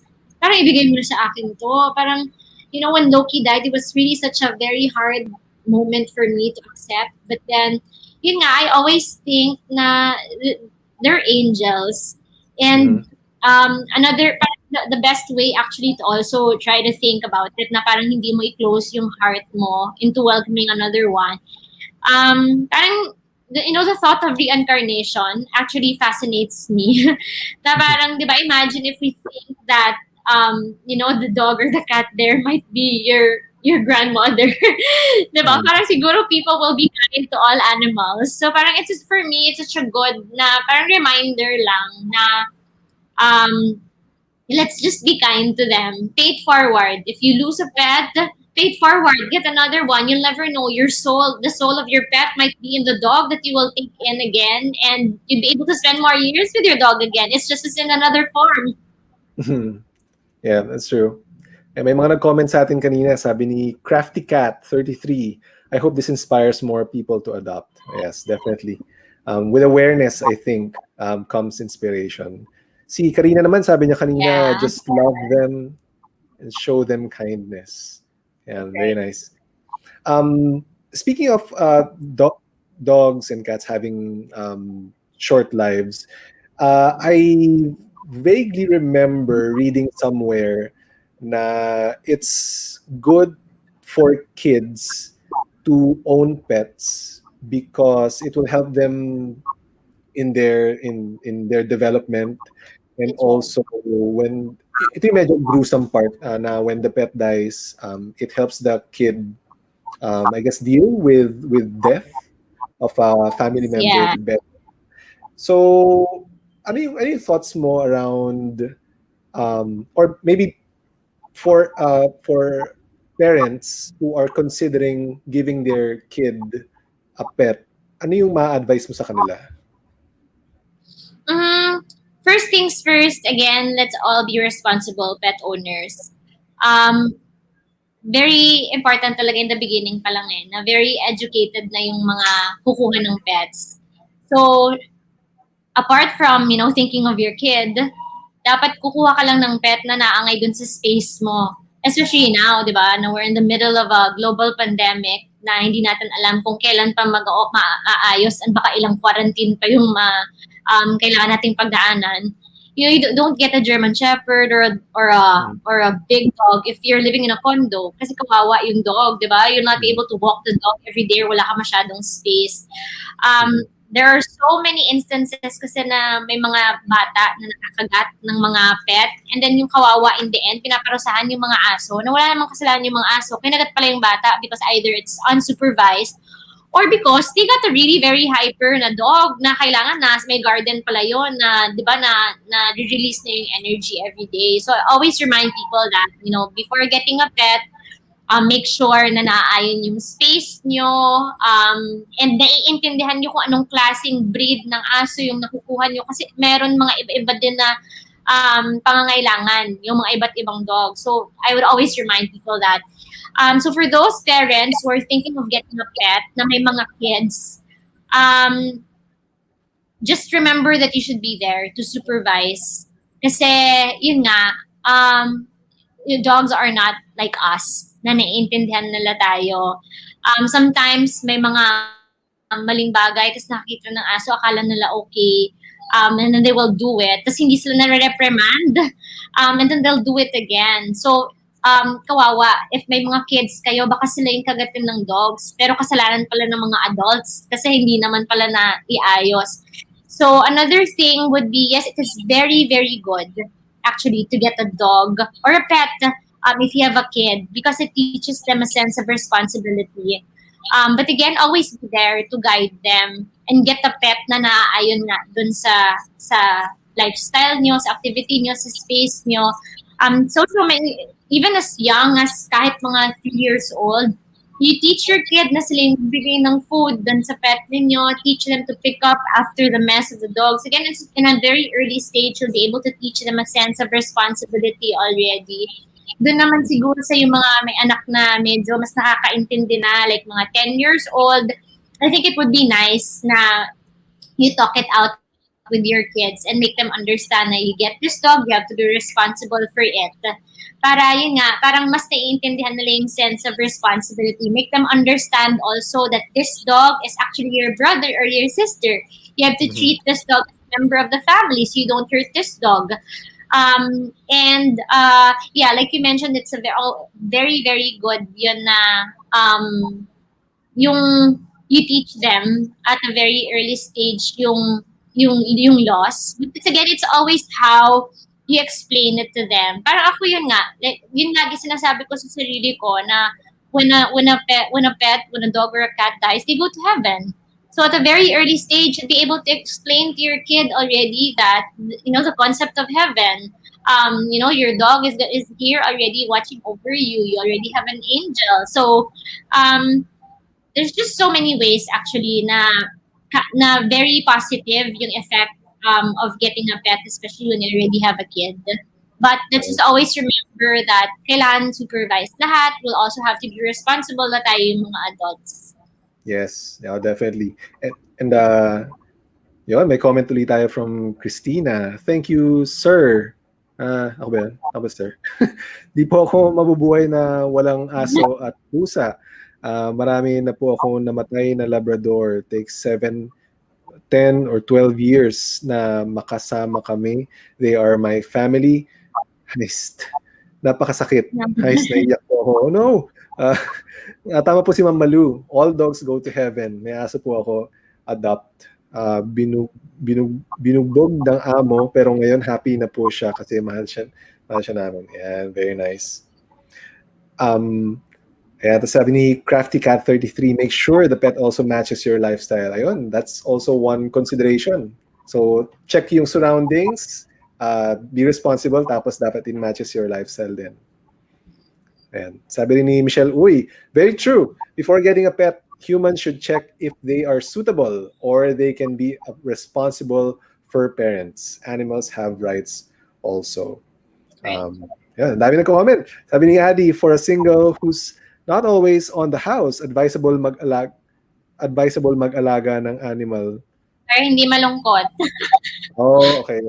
Para may companion, no? Kayo na bagit mo, Malou, yung about dogs being aggressive.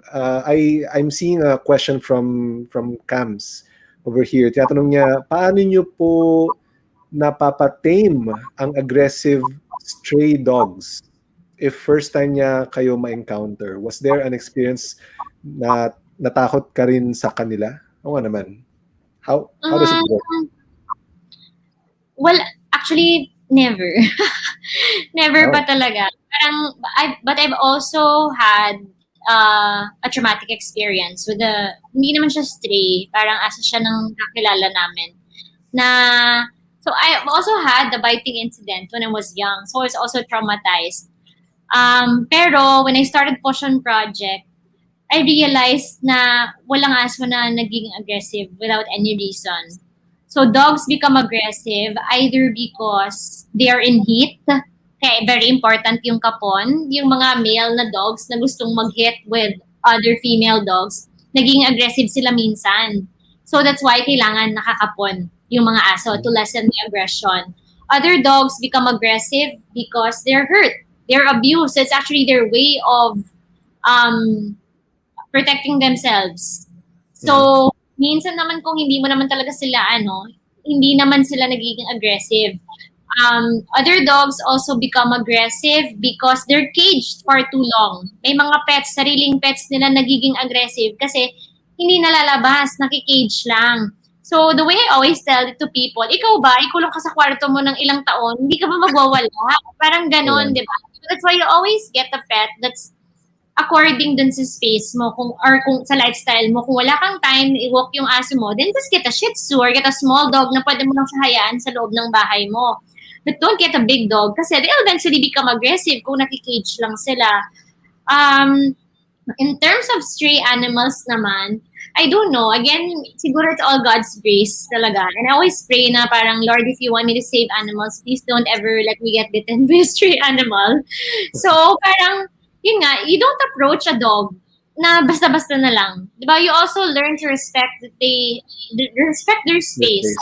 So whenever I feed stray animals, even if it's my first time to meet them, actually yung mga animals, they sense naman na you're mabait. They sense na you're there to help them. They sense that you're there to feed them.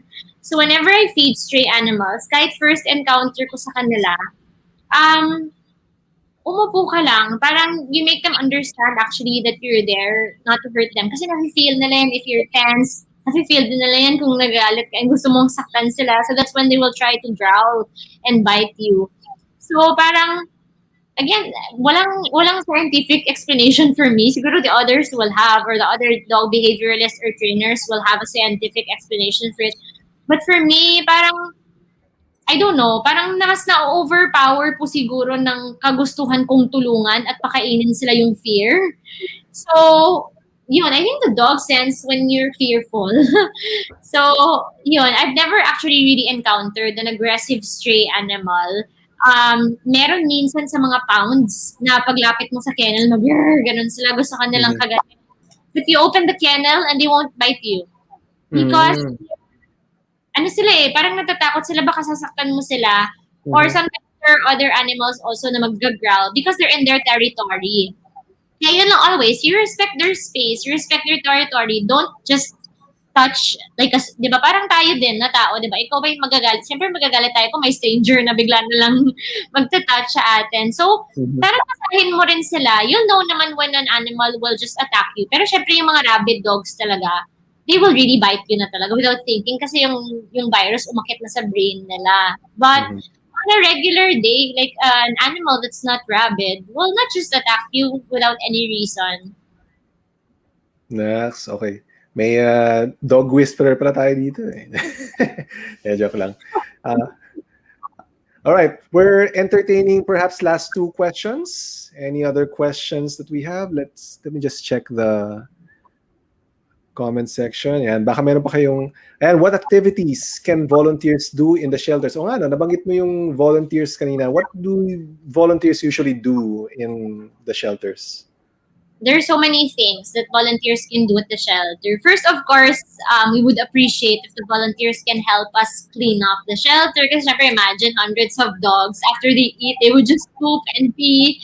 So we would appreciate if you can help us clean after their mess because we'd always want to make sure that the shelter is tidy and clean to prevent yung mga sakit.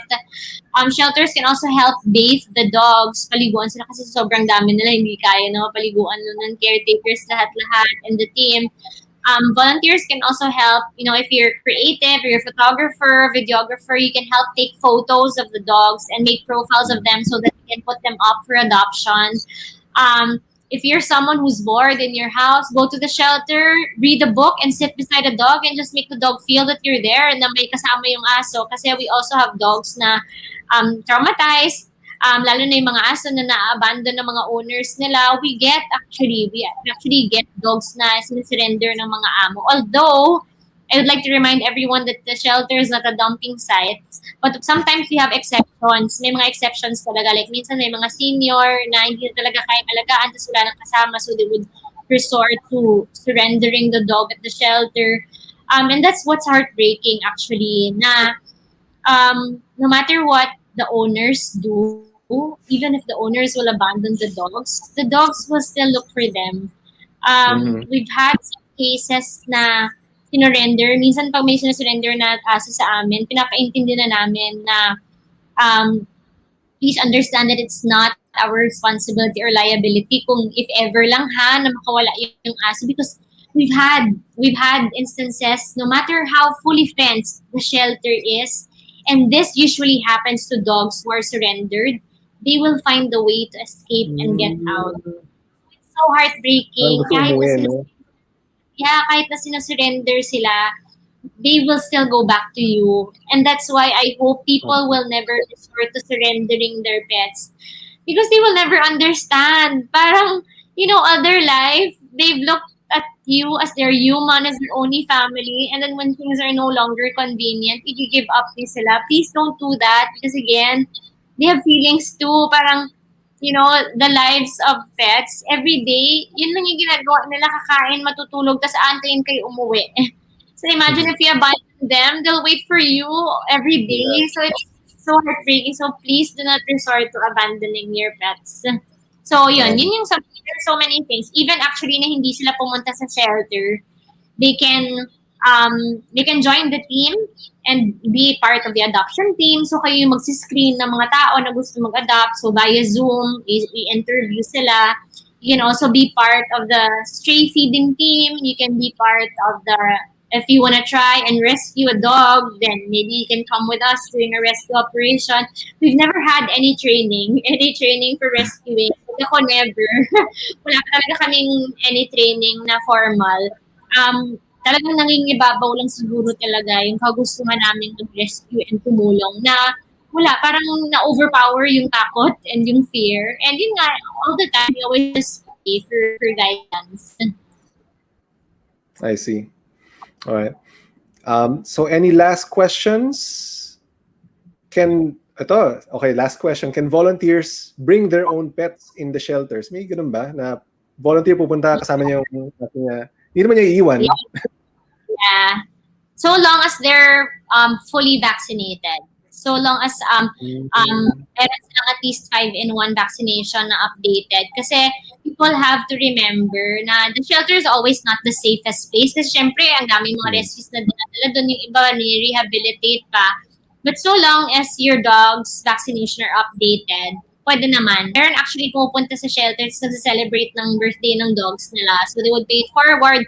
Nagdadala sila ng mga pandesal and hot dogs, and nagdadala sila ng donations sa shelter. So that you can actually do that too.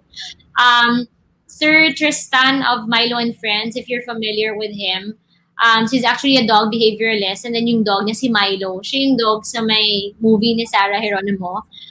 They actually went to the shelter.